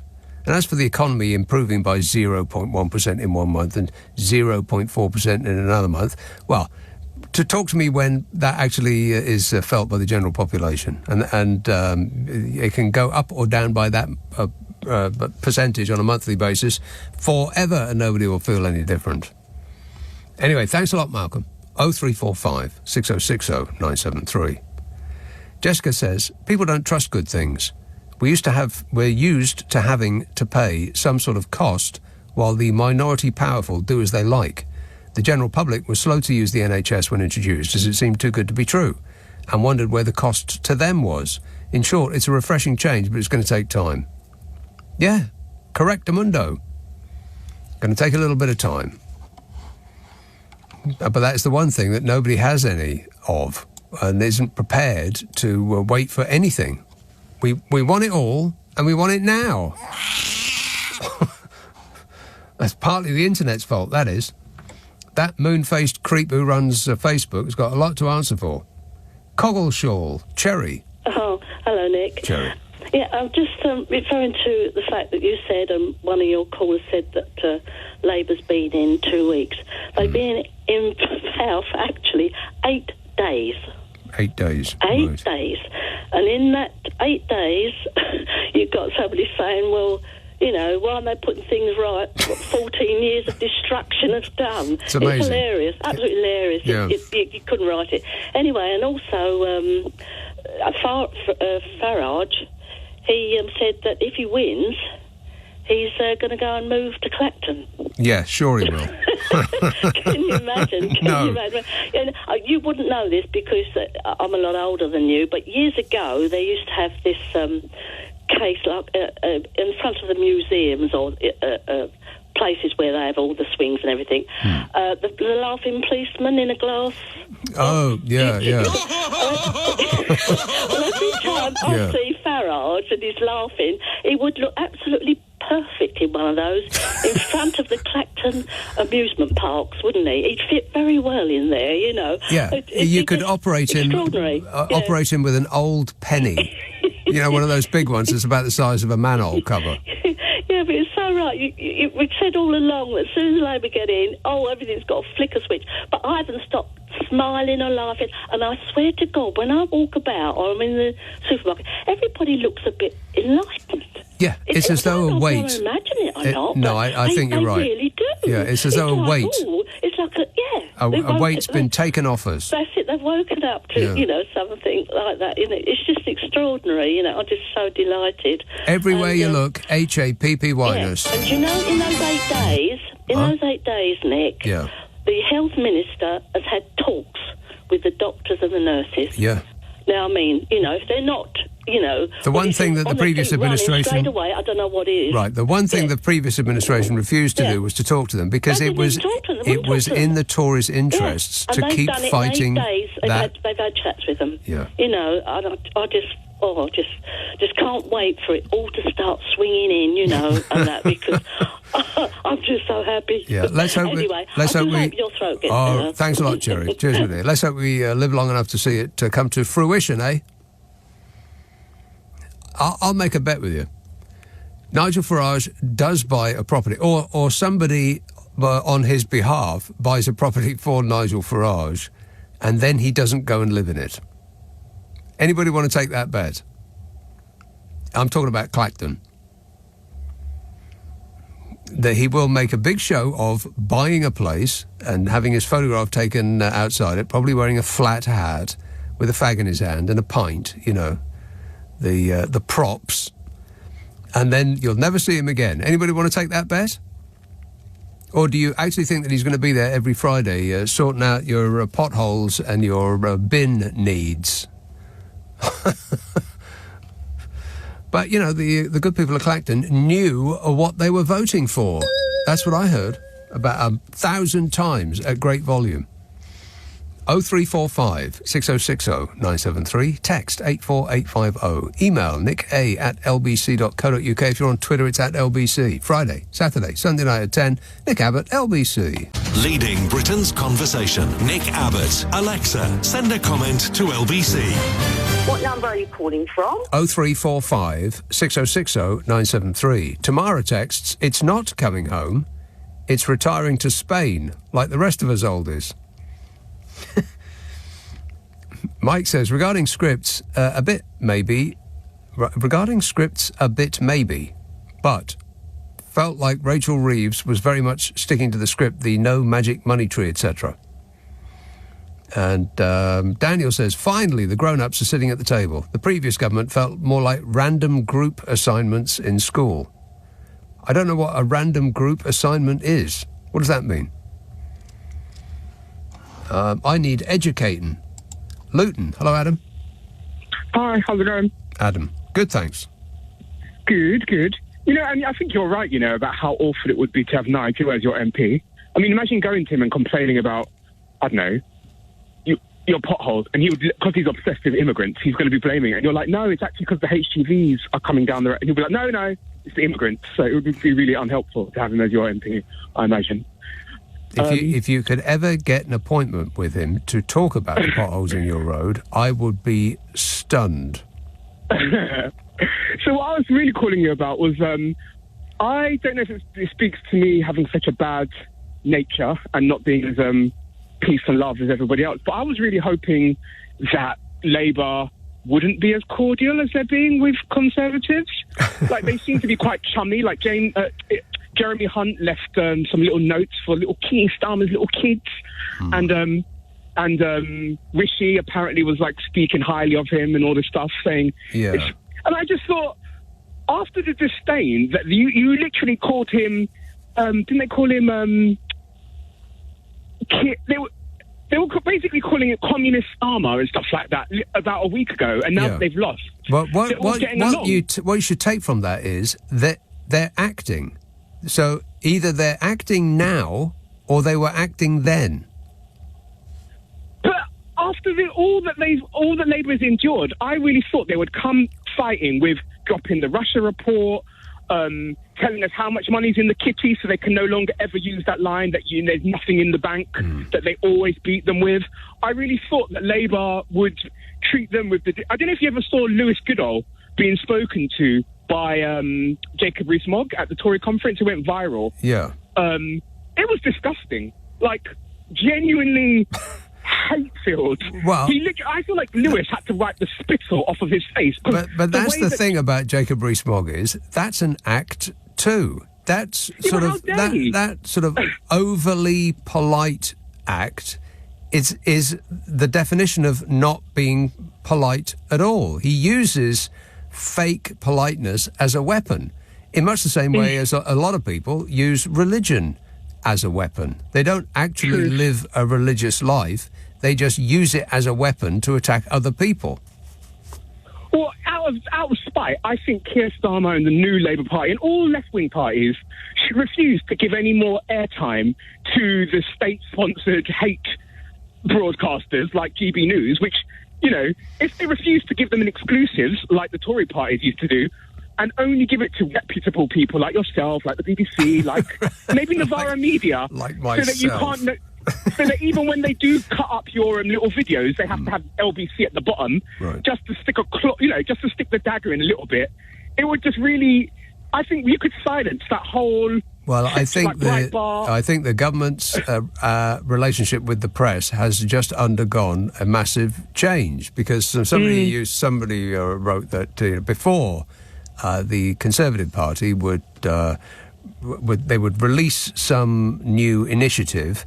And the people like, the right-wing broadcasters would have notice of it beforehand, so they would set up that new initiative by telling the public why it needs to be done.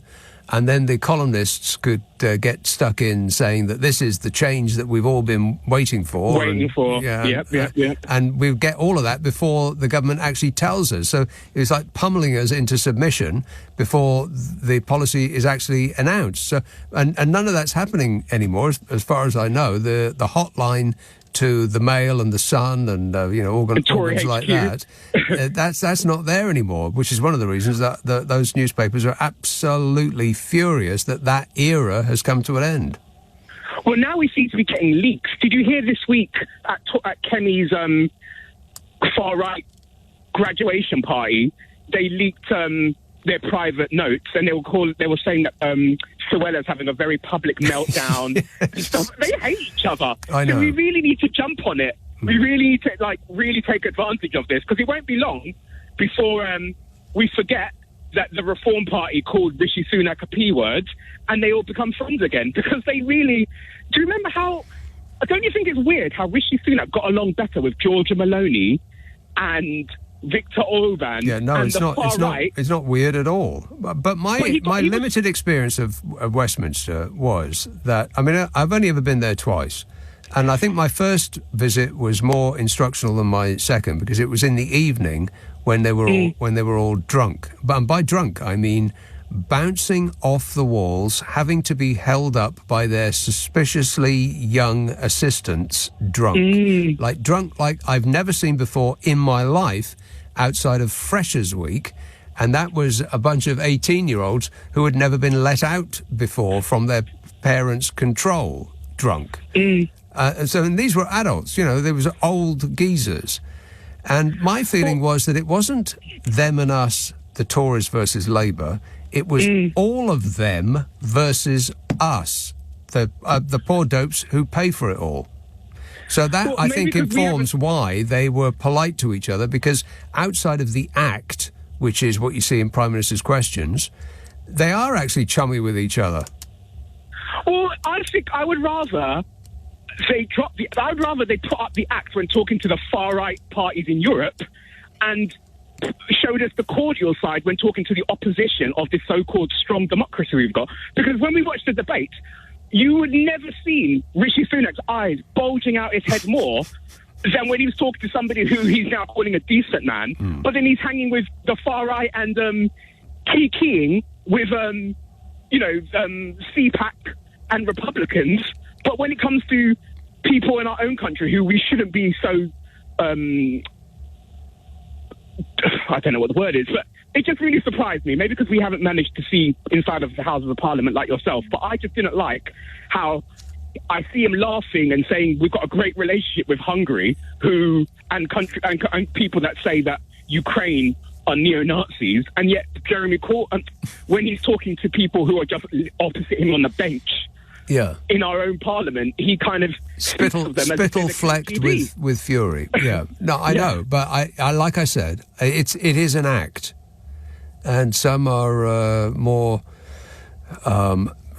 adept at the act than others, and some are more committed than others. But I think outside of that that sort of phony two-way that is Prime Minister's questions, outside of that hall and away from the TV cameras, they're way more chummy with each other than you might expect. It is an act.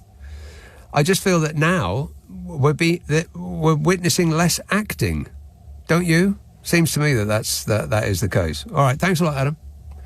0345 6060 973.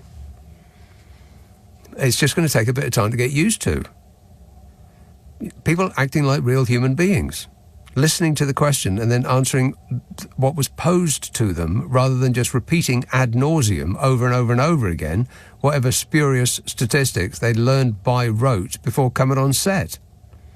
That's going to take a little bit of time to get used to. They were actually being run by humans, not automatons. Affirmative. Jim says, in the last week, Keir Starmer has visited Northern Ireland, Scotland, Wales, conversed with all the regional mayors and been to the NATO meeting, having conversations with Biden and various other heads of state. Does anybody remember what Bodge did in his first week as Prime Minister?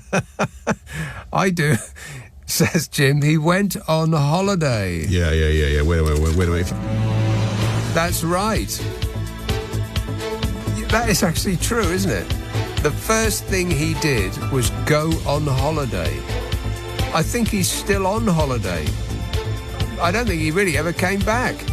You know. The great big greedy nincompoop. The great big greedy nincompoop. He used to be the Prime Minister of this country. Can you believe that? Absolutely. 0345 6060 973. Friday, Saturday, Sunday night at 10. Nick Abbot, LBC.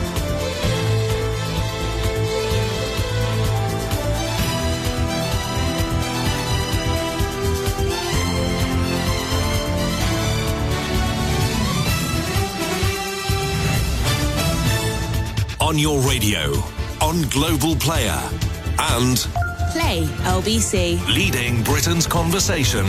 This is LBC.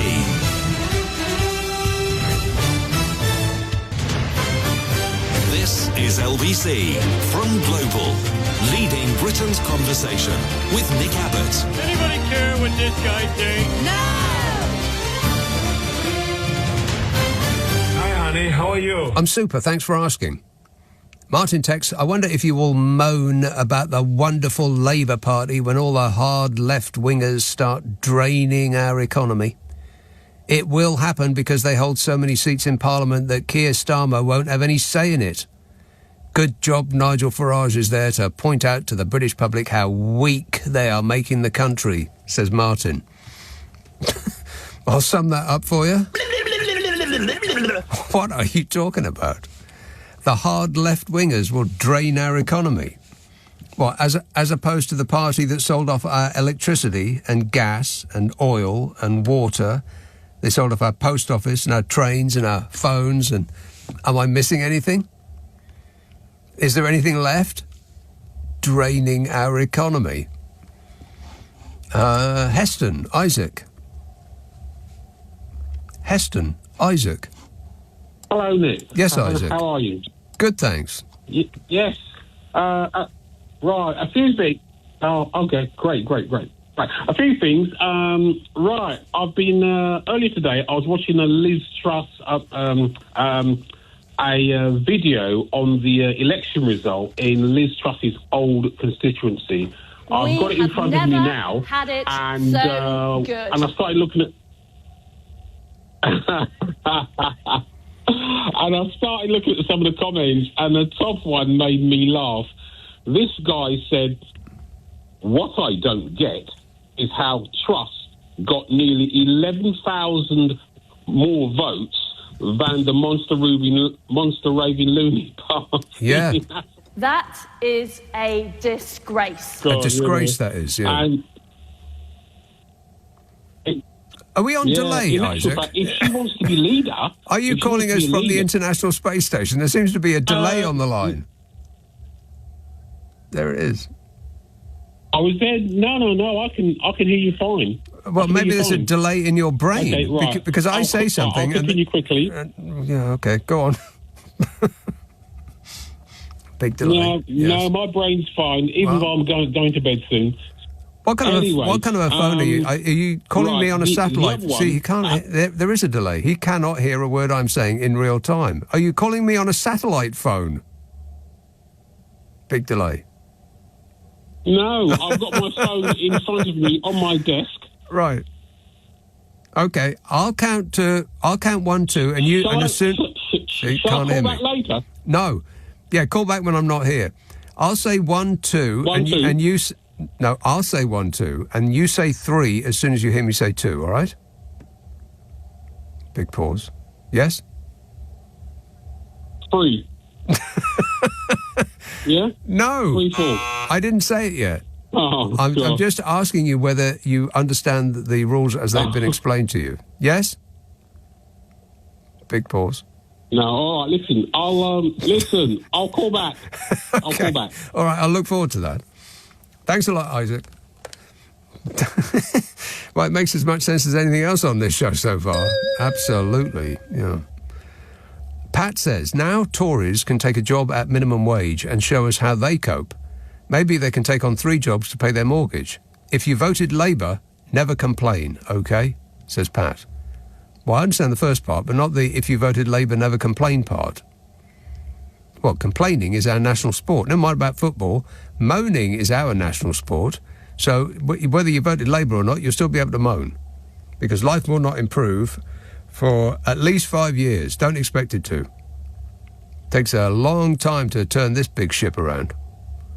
But as for Tories taking a job at minimum wage and show us how they cope, maybe they can take on 3 jobs to pay their mortgage. Well, no to the first part and yes to the second.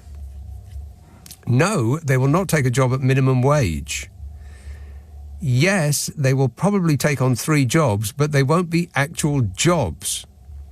They will be titles for a job that does not exist, but that magically pays 6 figures. I bet every single Tory you've ever heard of is installed at management and board level in an organisation over which they had sway when they were a minister. Anybody want to take that bet? They'll all be sliding straight into jobs in cigarette companies and oil companies and banks and hedge funds and all of the rest of it. It's a whole parade of evil organisations, and they'll all be installed there to do a job that doesn't exist. They won't have an office. They won't even have a chair and a desk. They'll just have a title, and so that they can put their names on the headed notepaper of that organisation to make it seem less dodgy, more authoritative. And they'll all be on 100 grand a year, and it probably won't stop at 3 jobs. I mean, if you can collect 10 of those, and they all pay 100 grand a year, then you're earning £1 million a year for not doing anything. That's the prize. Tom says, the Labour front bench are doing lots of silly scripted stuff. They all had daft videos with symphonic music. Streeting kept talking about sunlight earlier. They've all said it's worse than we thought. Well, it probably is. And they talk about difficult decisions. Reeves keeps lying about there being no money, and the rich keep laughing all the way to the tax havens. We need a lot more than better vibes. Tom, it's been 8 days, including a weekend. Can we not just bathe in better vibes for a while? Let that HAPPY-ness, what's the word I'm looking for? Let it, not wave, let the wave of HAPPY-ness subsume you. God, that's an awful word. It was the only one I could think of. I bet this next bloke can think of a better word. Oldbury. Hello, Ranjit. Hi, Nick. You okay? Yes, well, I'm not sure. You are? I'm okay. We've got a new government. Mm-hmm. Prospects are ahead of us. Yes. Yeah. And when they say things are going to change, they've had a meeting with the junior doctors and they've said they're not going to strike anymore or for a while. So that's progress, isn't it? It's a little bit better so far, yes. Yeah, so it is better. I mean, the solution that I would give, I wouldn't even talk about percentages for the National Health Service. They're on about £16 an hour and they want £24. Well, the reason that they talk about percentages is that it does seem unreasonable to ask for 35% pay rise. Yes. I mean, who gets a 35% pay rise apart from somebody who's running a failing water company, for instance? Yeah, but the way they phrase the 35%, if you talk about it in real terms, they want to go from £16 to £24. Exactly, which seems very reasonable, which is why the right-wing press and the enemies of the people always put it in terms of a percentage. But it's not. The percentage is not what you should be thinking about. It's only a big percentage because they've been screwed over these past 14 years. Yeah, so I could go and work in a supermarket for £17, £18 an hour without any qualifications. And then when because this is what annoys me, and this is where the Tories have failed, right? Because they've been doing these kind of things. When they say a junior doctor, unless you've qualified as a consultant or a GP, I could be 68 years old. I still would be a junior doctor, wouldn't I? And they don't say that. That's right. Yeah. Okay. It's a weird title they have given themselves, and then it's their fault, I guess. That's what they call themselves. They could call themselves, not a physician's assistant, because nobody wants to see one of those. If a physician's assistant introduces themselves to you at the GP, run in the opposite direction. Yeah, I mean, Rishi Sunak could give himself a title as the redundant Prime Minister, couldn't he? You know? He got thrown out of his job. But the thing is, these people, right, they're so clever in manipulating people. I mean, you know, even when Boris Johnson come back a couple of weeks ago, right, he wanted to know that Keir Starmer doesn't know what a woman is. You're not interested in what Keir Starmer thinks of a woman. If you can't pay your bills, your kids are crying. I don't think that they are good at manipulating people. I think that people want to be manipulated. I think they actually yearn to be lied to. Even though they know they're being lied to, they want more of it. Yeah, you know, like in America, when they have the preliminaries on who's going to run for the president, I mean, I remember when Barack Obama and Hillary Clinton, they were really having a go at each other. I used to think to myself, you guys on the same party. And then once it's been finalised, they all stick together. Yeah. And that's where your caller was saying that they are being chummy. It's an act. I think what Rishi Sunak was probably trying to do, right, instead of being the little boy he normally is, right, it was trying to be a bit humble and thinking, hang on, are we going to get back? But can I just talk about that big wedding in India, right? Listen, you know, all these people, right? You know, Boris Johnson was supposed to go to India just before COVID happened, right? And he was going to meet these big, rich business people in India because a few of them got together and they wanted to take over the National Health Service, right? And Boris Johnson tried his best to get over there, but he couldn't go because of COVID. Because you know when they say India is the pharmacist of the world, the pharmacy of the world. Do they? They do say that, yeah. Who's they? I don't know. The same people. The same people say those immigrants that are coming over are taking over the world. Yeah, you know what I'm saying. But basically, India they make so many pharmaceuticals, you know, medicines and that. Yeah. And the plan was right to slowly infiltrate the National Health Service and take it over. But it would have been still at the point of use. But what's this got to do with the wedding? You know, he's the 10th richest man in the world, Mukesh Ambani. He was the one that was behind taking over the National Health Service, and Boris Johnson was part of the club, right? But now Boris Johnson is out of the picture. He's probably hoping, hang on, is Boris Johnson going to come back, and in 5 or 10 years' time, am I going to be able to take over the National Health Service? Yeah, because money is what makes the world go round, Nick, right? Well, never mind about that. The Kardashians, Adele, Lana Del Rey and Drake are invited to this wedding. How utterly ridiculous. I mean, for crying out loud. You know, how much amusement does an audience need to see two people who are supposedly in love get hooked? Nick, you know what it is? Listen, you know when you've got the money, you can make anybody a puppet because you're the puppet master, and that's what I'm trying to say to you here, right? That people with the big money that have got the intentions on taking over a little country like us, right, they can manipulate people. And Boris Johnson, you know, if there's a free meal, Boris is the first one there, isn't it? I bet he flew there under his own wings with the smell of money that he was following. If you was to ask all the guests at that wedding, have you ever met the people who are getting married? No. Yeah. What you here for? Well, I might be on this Time magazine. Yeah, they sent me a first class ticket. That's why I'm here. Yeah. Then they get paid for it, Nick. They get paid for it. Well, I bet Katy Perry got paid for it, and Pitbull, whoever that is, I bet he got paid for it and all. And I bet, I don't know whether Tony Blair and David Beckham, I bet David Beckham is getting a bit of money. Well, I don't know, but I'd be surprised if he wasn't. No, I'm gonna say Beckham's not getting paid, right? Beckham, he's a half decent person, I think. You know, he's matured a lot since he, left Man United, right?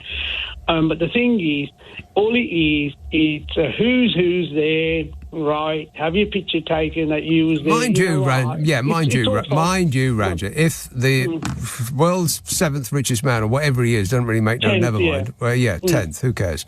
If the world's 10th richest man gave you 2 shiny gold tickets to a ridiculously over-the-top celebration, all expenses paid, you'd be there too, and so would I.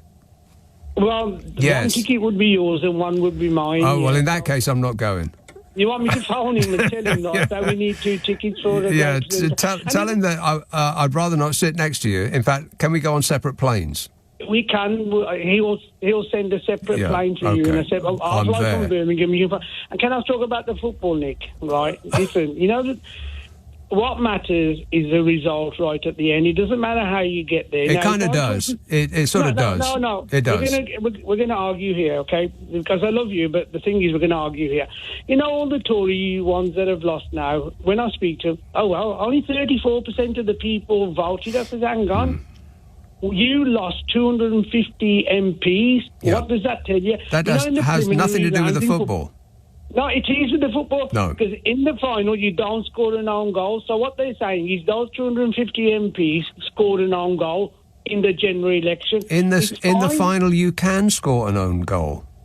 And then you lose, mate, and then the other side wins. Well, if they don't score... Yeah, if you don't score more than the one goal that you let in... I know, but what I'm saying is the analogy there, right? So Labour won fair and square. No, here's I get that, but that has nothing to do with the... Wait a minute. That has nothing to do with the football. The thing about the football is, if we just fluke it on Sunday, that would be a letdown. I mean, if the whole country is jumping up and down... thrilled, and it turns out that we were given a penalty that was obviously not a penalty, and that's how we win on Sunday, then that would be deflating. That would be I'd be underwhelmed. It would be it would take the gilt edge off that win.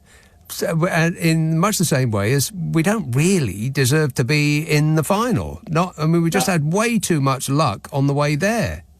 I'm not going to totally disagree with you, right? But if you want to win, you want to win fair and square. Now, the referee, if he gives a dubious penalty, right, and it's in our favour, like VAR, if it's in our favour, we'll say, well, it was fair, mate. The referee was what is fair. the point of VAR? I mean, if they can slow it down and actually see what happened and then still come to the obvious wrong conclusion, what's the point?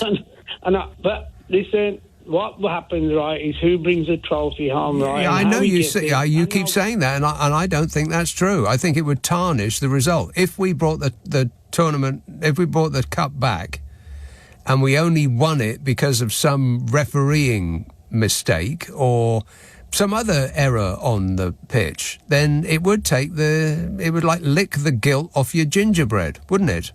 What you're trying to say is we want to totally shut the Spaniards up, yeah? No, what I'm trying to say is if we win as the result of a piece of skill, then that's great. If we win as a result of some error on a referee's part, then I wouldn't be that happy about it. Yeah, okay, my thing is, Jack Grealish, he should have gone, yeah? He would have got us a few penalties. And right, you don't know that. Well, you mean by falling over? Yeah. Well, he does fall over a lot, but, he gets tackled a lot. All right, Ranjit, got to go. Thanks a lot, mate. 0345 6060 973 LBC. This is LBC. Nick Abbott on LBC. Call 0345 6060 973. What in blazes goes on inside that head of yours? 0345 6060 973. Tim texts, has Lee Anderson been given the title of Chief Whip to appear important when he is nothing of the sort? Every picture of Lee Anderson that I've ever seen makes him look like one of those dogs that has to be muzzled in public.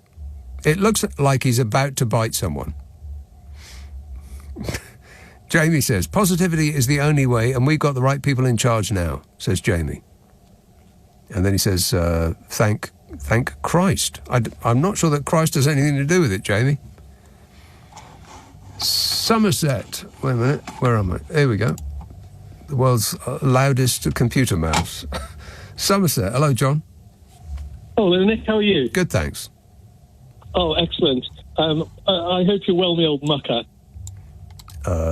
Yeah. Is that the same question again? Yeah. I was mentioned to the producer lady earlier. There was a TV programme on for 4 nights earlier this week called The Night Caller on Channel 5. What was that? Well, it was a drama. It was a thriller. And it was about a bloke that becomes obsessed with ringing a late-night radio talk DJ or host. You're not a DJ, you're a host. Yeah, I'm a host. Did you watch it? Did you see it? No, I didn't know anything about it. It sounds very much like that old Clint Eastwood film, Play Misty for Me. It was influenced by Play Misty for Me, yes. Right. It was definitely. It was influenced by various things. But there was speculation in the reviewers and the media, the people that did watch it, as to who the radio host was. And I don't know if you watched it, so I just wondered if you had. But I know you don't like homework, but I strongly suggest that you watch it on Catch Up. Well, let me ask you this: is it a British drama? It is a British drama. Then no. Oh, why is that? I don't know. British dramas, they all seem a bit cheap to me. I mean, I do prefer American television because it's better produced, it's better written, it's better acted, the production values are higher, they spent more money on it.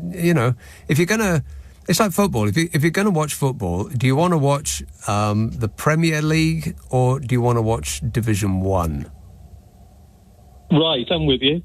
Well, I would generally agree with you. And talking about spending lots of money, Rees-Mogg, his election night, I saw something in the media, it was Channel 4 News actually, about what actually happened, his Portillo moment when he got voted out.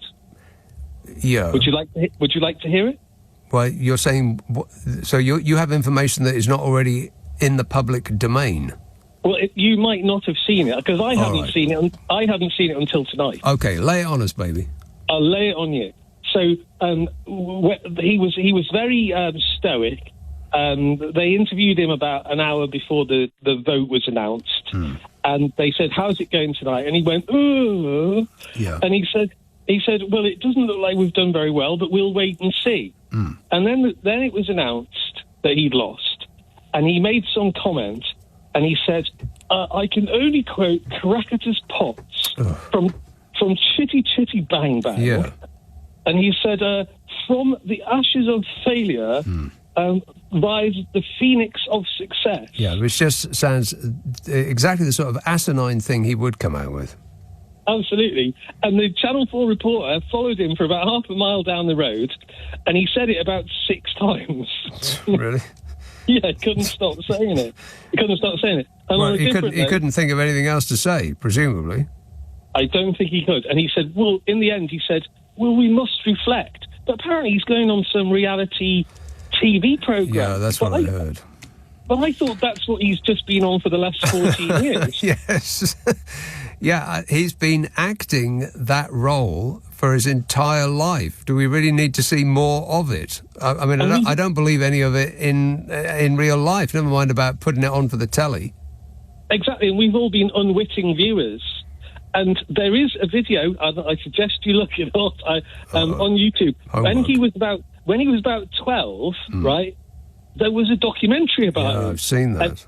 Oh, you have seen that one? Yeah, okay. Sitting in the back of his car talking about how much money he was going to make when he was like 12. That was it. And he looked like Lord Snooty. He did, yeah. He still does. And at that moment, I could see him. I think he was practicing going, yeah, I know. He's been a ridiculous caricature his entire life. He decided at a very young age to be that person, and in much the same way that Boris Johnson decided at a very young age to be that kind of... Yeah. Wait a minute. All that, all that. And he's been doing that same childhood act ever since. They both have. I think it's probably the school they went to. I think it is. I strongly suspect they went to the same school as that guy who had his trotters up at one time. Yeah, they were all there at the same blooming time, I think. They were there. But here's the thing, going back to that thing called the Night Caller, it was about a guy that became obsessed with calling up a nighttime radio show host. Yeah. Radio show host. Yeah. Absolutely. And I just wondered, the Alien Romulus is coming out in August. What? Will you come and watch it with me? I've got no idea what you're talking about. There's a new Alien film. There is? Yes, in August. Oh, what time? When does it come out? At night, mostly. Hey, I just made myself laugh. Thanks a lot, John. 0345 6060 973. They mostly come out at night. Mostly. I say we blast off and nuke the entire site from orbit. It's the only way to be sure. And no, I won't come and see it with you. Michelle said the Conservatives did nothing in 14 years, and that last caller wants Labour to sort it out in 10 days. Talking about a caller that we had some while ago. Yeah. I know, the expectation is through the roof. I think that I do notice a change. Maybe it's just willful thinking on my part, but I do notice that there's a change in the air. I certainly am refreshed when a government minister comes on a radio or TV show and actually talks to you like a human being, instead of a robot that has been programmed backstage to just spout out various nonsense and numbers that they made up, knowing that they can just spew out their lies in a concentrated squirt of a couple of minutes, and time will be up. And then they can waltz off and do the same on some other channel. It's absolutely infuriating. It is like we've been tortured for 14 years in a row, and now we're kind of... It's almost as though we miss it. We're not quite used to not being tortured anymore. We're pushing the door open from the cellar that we've been locked in, and it's just a little bit too bright outside. It's going to take a little bit of getting used to.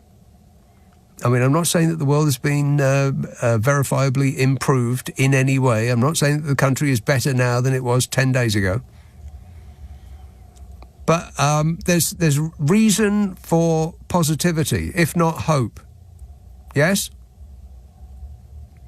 Mary says Anthony Blinken should give it a whirl. Give what a whirl? What is Mary talking about? Only Mary knows. 0345 6060 973. Text 84850. Email nicka@lbc.co.uk. If you're on Twitter, it's @LBC. So there's a new Alien film coming out. Is it going to be directed by Ridley Scott, I wonder? Because those last two that he did were excellent. It's one of those franchises that has lasted a really long time, but that had a dip in quality about episode 3, and then since that, it's really come back storming. And that Ridley Scott took the reins again was excellent news. So if he's going to do a third one, then count me in. 0345 6060 973. It's 12:30 on LBC, the news headlines for Tim Daly. Nick Abbot on LBC. Call 0345 6060 973. Listen to him. He knows everything. Michelle says I've read that straight out of an ad break and screwed it up. The Conservatives did nothing in 14 years, and one of our last callers wants Labour to sort it out in 10 days, says Michelle. She's absolutely furious. Leanne says, I know you're having a terrible summer, but here in Cyprus, even the Cypriots are complaining it's too hot. I've just had a cold shower in the hope of sleep, says Leanne. Yes, thank you, Leanne, but we don't wish to know that. And Chris says, this public breakup that the electorate has had with the Tory party is liberating. It's a shame that Sunak has sent a mixtape of live songs. So I sent him a Taylor Swift song, We Are Never Ever Getting Back Together, says Chris. Now, does he mean love songs? And it just auto-corrected to live or live songs? I'm going to guess that that's how it was supposed to read. It's a shame that Sunak has sent a mixtape of love songs. I really love you. So I sent a Taylor Swift song, We Are Never Ever Getting Back Together. Is that the name of a Taylor Swift song? Is it? Yeah. Oh, your microphone works. Hey! It only took 2.5 hours, but it corrected itself. Can you believe that? A Taylor Swift song is We Are Never Ever Getting Back Together. Are all of her songs about her relationships with men? Most of them. God. Is that a bit dull? I'm not a big Swiftie, so... No, I've got no idea. I mean, I've never knowingly heard a Taylor Swift song, which makes me, I think, alone on a planet of nigh on 8 billion people. We are never ever getting back together. I've heard from other sources that all of her songs are about her relationship. Isn't that the same with Adele as well? Every blooming song the same. Starts softly, she's moaning about some relationship she had with some bloke, and about halfway through, for no reason whatsoever, she starts bellowing. That's Adele for you. But what Taylor Swift sounds like, I've got no idea. We are never ever getting back together. I don't know why... see, the music these days is rubbish. Any fool know that. Taylor Swift just keeps writing about blooming relationships. She should take a leaf out of Led Zeppelin's book. You know, proper music. Rock and roll! They're writing songs about goblins and wizards. You know, real stuff. Mike texts, the previous caller spoke of the Tory heatwaves caused by all that hot air. However, I am more impressed by the fact that within a week of being in office, the Labour lot have succeeded in reversing global warming. Yeah, it is actually cold outside. I was just not looking forward. I mean, by looking forward, I meant looking ahead. And in the next 2 weeks, this is in the southeast, it only gets above 70 on 2 days, in 2 weeks. And the rest of it's 69, 68, 65 tomorrow. It's July. This is the worst summer ever. Not that I'm complaining or anything. Whinging and whining and moaning. Rory says, why don't we up the stakes for Sunday's game? If Spain win, we give Gibraltar back. If we win, then we get formal ownership of Benidorm. Sounds fair, no? Actually, that doesn't sound fair at all. A Benidorm for Gibraltar? And Craig says, is Rees-Mogg so desperate for money all of a sudden? I can't imagine, no. All of these people that have put their assets in blind trusts, while they were in government, would anybody like to take I know that I've offered bets a lot this evening, but would anybody like to take the bet that those assets that are being held in blind trusts, they put them in blind trusts so that they don't know where their assets are, so they won't be able to deal the cards for themselves while in office. They won't make deals with companies that would financially benefit themselves because they don't know where their assets are because they're being held in a blind trust. Would anybody like to take a bet that all of the MPs whose assets were being held in a blind trust will find that their assets are exactly the same and invested in precisely the same companies as when they left them? Anybody want to take that bet? I thought not. Nigel says, I passed my UEFA B coaching course, so I know all about football. And England won't even get the ball off the Spanish team, let alone score a goal. Well, yeah, but having said that, you don't have to have possession of the ball a lot in order to win a game. It's just what you do with it when you get it. I mean, the amount of games that you see that one side will have 80% of possession, and it's all, ticky-tacky, passing, and then nothing that comes from it. And then with the 20%, you storm up the other end, and you lob the goalkeeper who's standing about the halfway line. I always find that surprising when a professional footballer, one of the best players in the world, can't, from the centre line, lob the goalkeeper and get it in the net. I mean, you see them do it, or try to do it every now and again, and it's greeted with amazement when the ball actually goes in the net. I mean, it's a pretty big target to hit. You would think that they'd be able to hit it every time. But what do I know? I haven't got my UEFA B coaching certificate. Chris says, I just realised that Starmer's government is a bit like Star Trek. Their 5-year mission to boldly go where no government has gone before. Yeah, I think so far something of a success, because they've boldly gone where the previous administration didn't go before by actually treating us like adults and telling us the truth. The truth? This is not a good sign. They're at the start of a 10-show run. I'm already losing my voice. It's only Friday night. This is weird. The exact same thing happened to me last time I was going to do a long run. And maybe my body just doesn't want to do it. It's fighting against the very idea. Alison says, we went to Copenhagen last month and you were right. The Danes are perfect.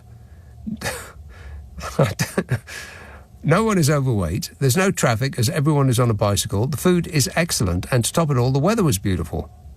Well, that is weird. I mean, I don't think that Copenhagen is known for its beautiful weather, is it? I went to Copenhagen. It was I felt it was a bit shut. The whole place was a bit Sunday evening in the high street. Do you know? Everything seemed to be closed. They weren't very out. It was a bit like the whole nation had gone to bed early. I found it a bit boring, actually, Copenhagen. Michelle says, I think MPs should have to live in their constituency. Let's move Farage to Clacton. I wonder how often he's going to be seen there. I mean, obviously, at the start, he'll do a big photo shoot there. He'll take down massive amounts of photographers, and there'll be TV crews and all the rest of it, and they'll do the fag and a pint and the flat hat routine. But come let's say, November? Is he actually going to be there much? December? Do you think he'll be there in January? A cold evening in Friday, on a cold Friday evening in February? Anybody expecting to be there? I bet he spends more time in America than Clacton. Gareth says, we've seen some crazy businesses over the past 10 years, but this Biden script is off-the-scale madness, pitting the world's hopes on an octogenarian, and in the totally unlikely event that he fails, we get Trump back. I mean, who is writing this stuff? I started the show with this, that there seems to be now a script that everybody who talks about or thinks about America seems to be saying the exact same thing. And it's all about Joe Biden's age. And it's not about what a lying criminal his opposite number is. And the New York Times came out and they said that, Joe Biden isn't fit to be running for presidency again. And, thanks very much, Joe, for beating the screaming Mimi last time around. But it's time to move on. Let's get somebody younger in there. And when your supposed friends are saying it's time to go, then I think the conversation is sort of is embedded in cement. I think that because people are just concentrating on this, that's it, game over. It is entirely possible that the American people will balk at the thought of getting somebody as malignantly awful as Donald Trump as their next president is just too much to contemplate. I mean, he's got his cult fans, of course. The cultists will not be swayed. They're going to vote for him if he grows a tail and horns. Never mind, they're baked in. The dinglings, I love the poorly educated. Those people who think that he's on their side. Why they would think that, I've absolutely no idea. But once the conversation is not about Donald Trump's criminality and his obvious unfitness for any kind of office, then I think that it's just the political ground has moved, and you're going to have to move on, change with it. And now's the time. I think the Democrat conference is in August, isn't it? The 19th. At which point they have to have chosen whoever it is that's going to be running. But I think it's in Biden's gift. It's not like this country where if the ruling party does not like their leader, they can move them out. They can ask them to leave with great vengeance. The Tory party were brilliant at doing that. That the moment that somebody wasn't an asset, they would chuck them out the window. Even Margaret Thatcher got defenestrated. But I don't think it's like that in America. And particularly if you're the president. You get to decide. You are the decider. And so the New York Times, they came out and said that it's time for Biden to go. He is not fit.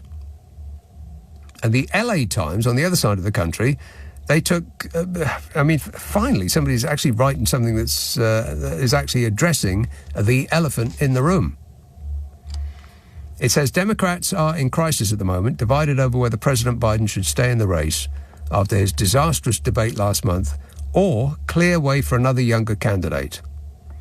Biden's shaky performance raised concerns about whether he can win in November and prompted calls from prominent Democrats, columnists and others for him to step aside. It's up to the Democratic Party to sort this out, but it's time to refocus attention on the only candidate in the race who is patently unfit for office, any office, and an imminent threat to democracy, Donald Trump. It's unbelievable that the nation is spending so much time on the question of Biden's verbal acuity when the greatest concern ought to be that his challenger is a self-aggrandizing felon and twice impeached election denier. Trump fomented the January the 6th insurrection, shows contempt for the rule of law, and shamelessly lies in pursuit of more power. He's an authoritarian who admires murderous despots, wants to jail his political enemies, and has publicly flirted with declaring himself a dictator on his first day back in office. And anybody who thinks that he's kidding about that hasn't been paying attention. With fervent support from the Republican Party, he peddles cruelty, racism and misogyny, demonising immigrants as poisoning the blood of our country. Those were his words. You know who said stuff like that? Yeah, exactly. Those exact words, poisoning the blood of our country. You guess which mustachioed leader on the History Channel said that? He demeans women's looks and intelligence and uses disgustingly fascist language to criticise his opponents as vermin. Yeah, also that mustachioed leader on the History Channel. He's a man who lied about his wealth for years to cheat on his taxes, whose business was convicted of criminal tax fraud, and who has been denounced by many former aides and cabinet members as a malignant narcissist who recklessly puts himself before the American people. Yeah, pretty much every single person who ever worked with Donald Trump hates him with a passion. Those that haven't actually been put in prison for working with him. The LA Times says Trump's the only man in the presidential race manifestly unworthy of holding a position of power and has no business ever returning to the White House. If the GOP, the grand old party, that's what the Republicans are called, if they had any decency left, its members would be discussing whether to dump Trump for a candidate who isn't out to bulldoze democratic institutions in favour of autocracy. Yeah, that's the amazing thing, that nobody on the Republican side is actually saying any of this stuff. Concentrating on Joe Biden because he looks a bit befuddled every now and again. You know, at least he doesn't think that Vladimir Putin is his best mate. They say voters should resist viewing this contest through the politics-as-usual lens of past elections. This November is not about dueling personalities, middle-of-the-road policy differences, or as some might see it, an 81-year-old man being the lesser of two evils compared with a 78-year-old man. It's nothing short of a referendum on our 248-year democracy and a choice between a trustworthy public servant who upholds American values and a serial liar who wants to push the country into authoritarianism. Leaders of the Democratic Party have to stop their self-defeating discussion about Biden's fitness and decide whether to replace him or unify behind him. And Americans must start hearing more about how the records, positions and character of Biden and Vice President Kamala Harris and any of the prominent Democrats being floated as possible replacements make them all unquestionably superior to Donald bloomin' Trump. Oh, shut up! Says the LA Times. And I endorse that thought. 0345 6060 973. Friday, Saturday, Sunday night at 10. Nick Abbott, LBC. This is LBC with Nick Abbott. Call 0345 6060 973. Tweet at LBC. Text 84850. And the text that set me off on that, talking about the column in the LA Times, was Gareth. He said, "We've seen some crazy business over the past 10 years, but this Biden script is off-the-scale madness. Pinning the world's hopes on an octogenarian, and in the totally unlikely event that he fails, we get Trump back. I mean, who is writing this stuff?" That's the point, though, isn't it? I mean, Trump is verifiably worse in every category than Joe Biden. But can Joe Biden beat Donald Trump? I mean, he's not ahead at the moment in the polls. So it seems more likely than not, if you believe the polls, and it doesn't matter about the number of votes that you get in total, it's all about where the votes are. Kind of the same as we have here. I mean, Labour have won so many seats because they got votes in the right places, not necessarily more of them. I mean, I think they're almost the same as the number of votes that they got last time. It's just that the right-wing vote got split, which is usually what happens to the left-wing vote. Hey, right-wingers, welcome to our world. But at the moment, it does look like he's going to lose. So why not roll the dice and get somebody new in? I mean, you never know. People who in America are put off by this constant refrain about how old Joe Biden is, they might look at somebody new who could be saying the exact same things as Joe Biden, just doing it in a more vigorous way, and think, oh, well, yeah, okay. At least I don't have to hold my nose and vote for the screaming Mimi. The tangerine tornado. You know, that guy. So, yeah, I think now, I mean, you know, it's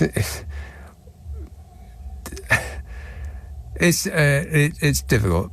It's just difficult to know what is the best thing to do. But it seems that if the only thing that people are talking about is how Joe Biden is old, then maybe switch for somebody who isn't as old.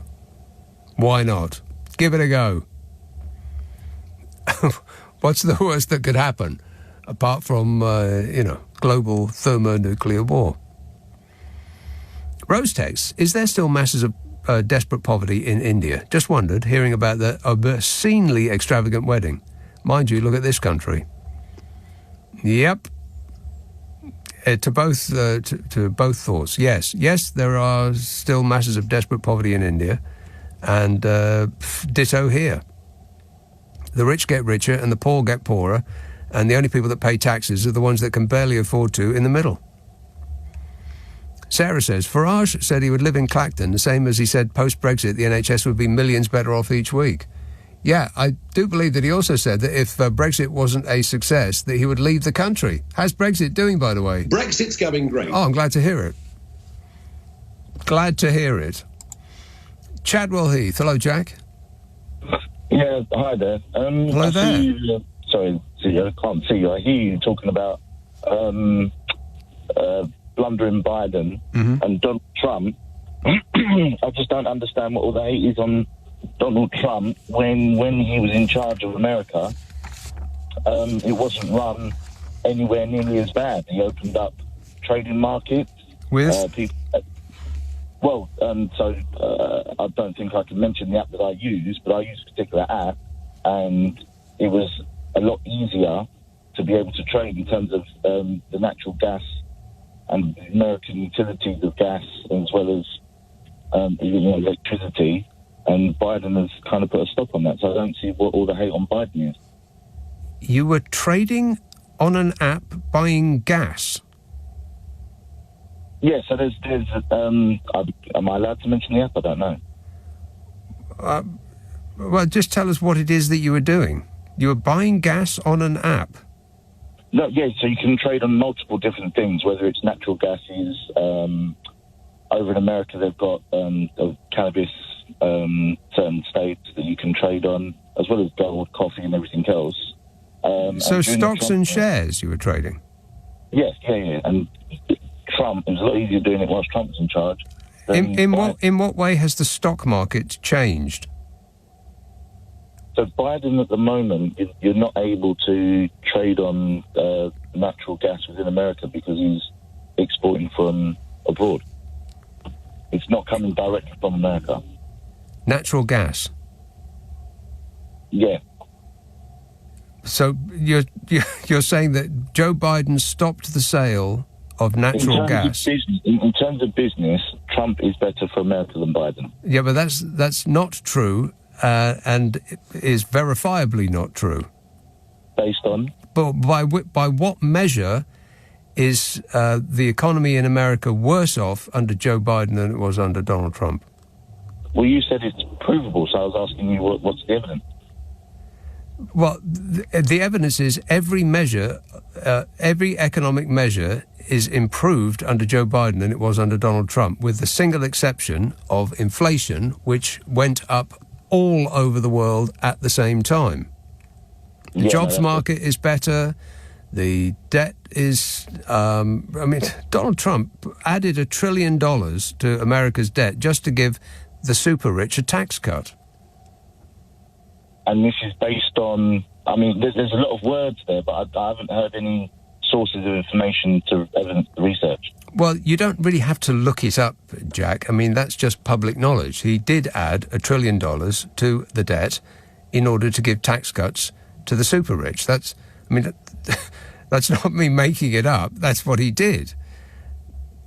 And you don't really have to cite a source because it's public knowledge.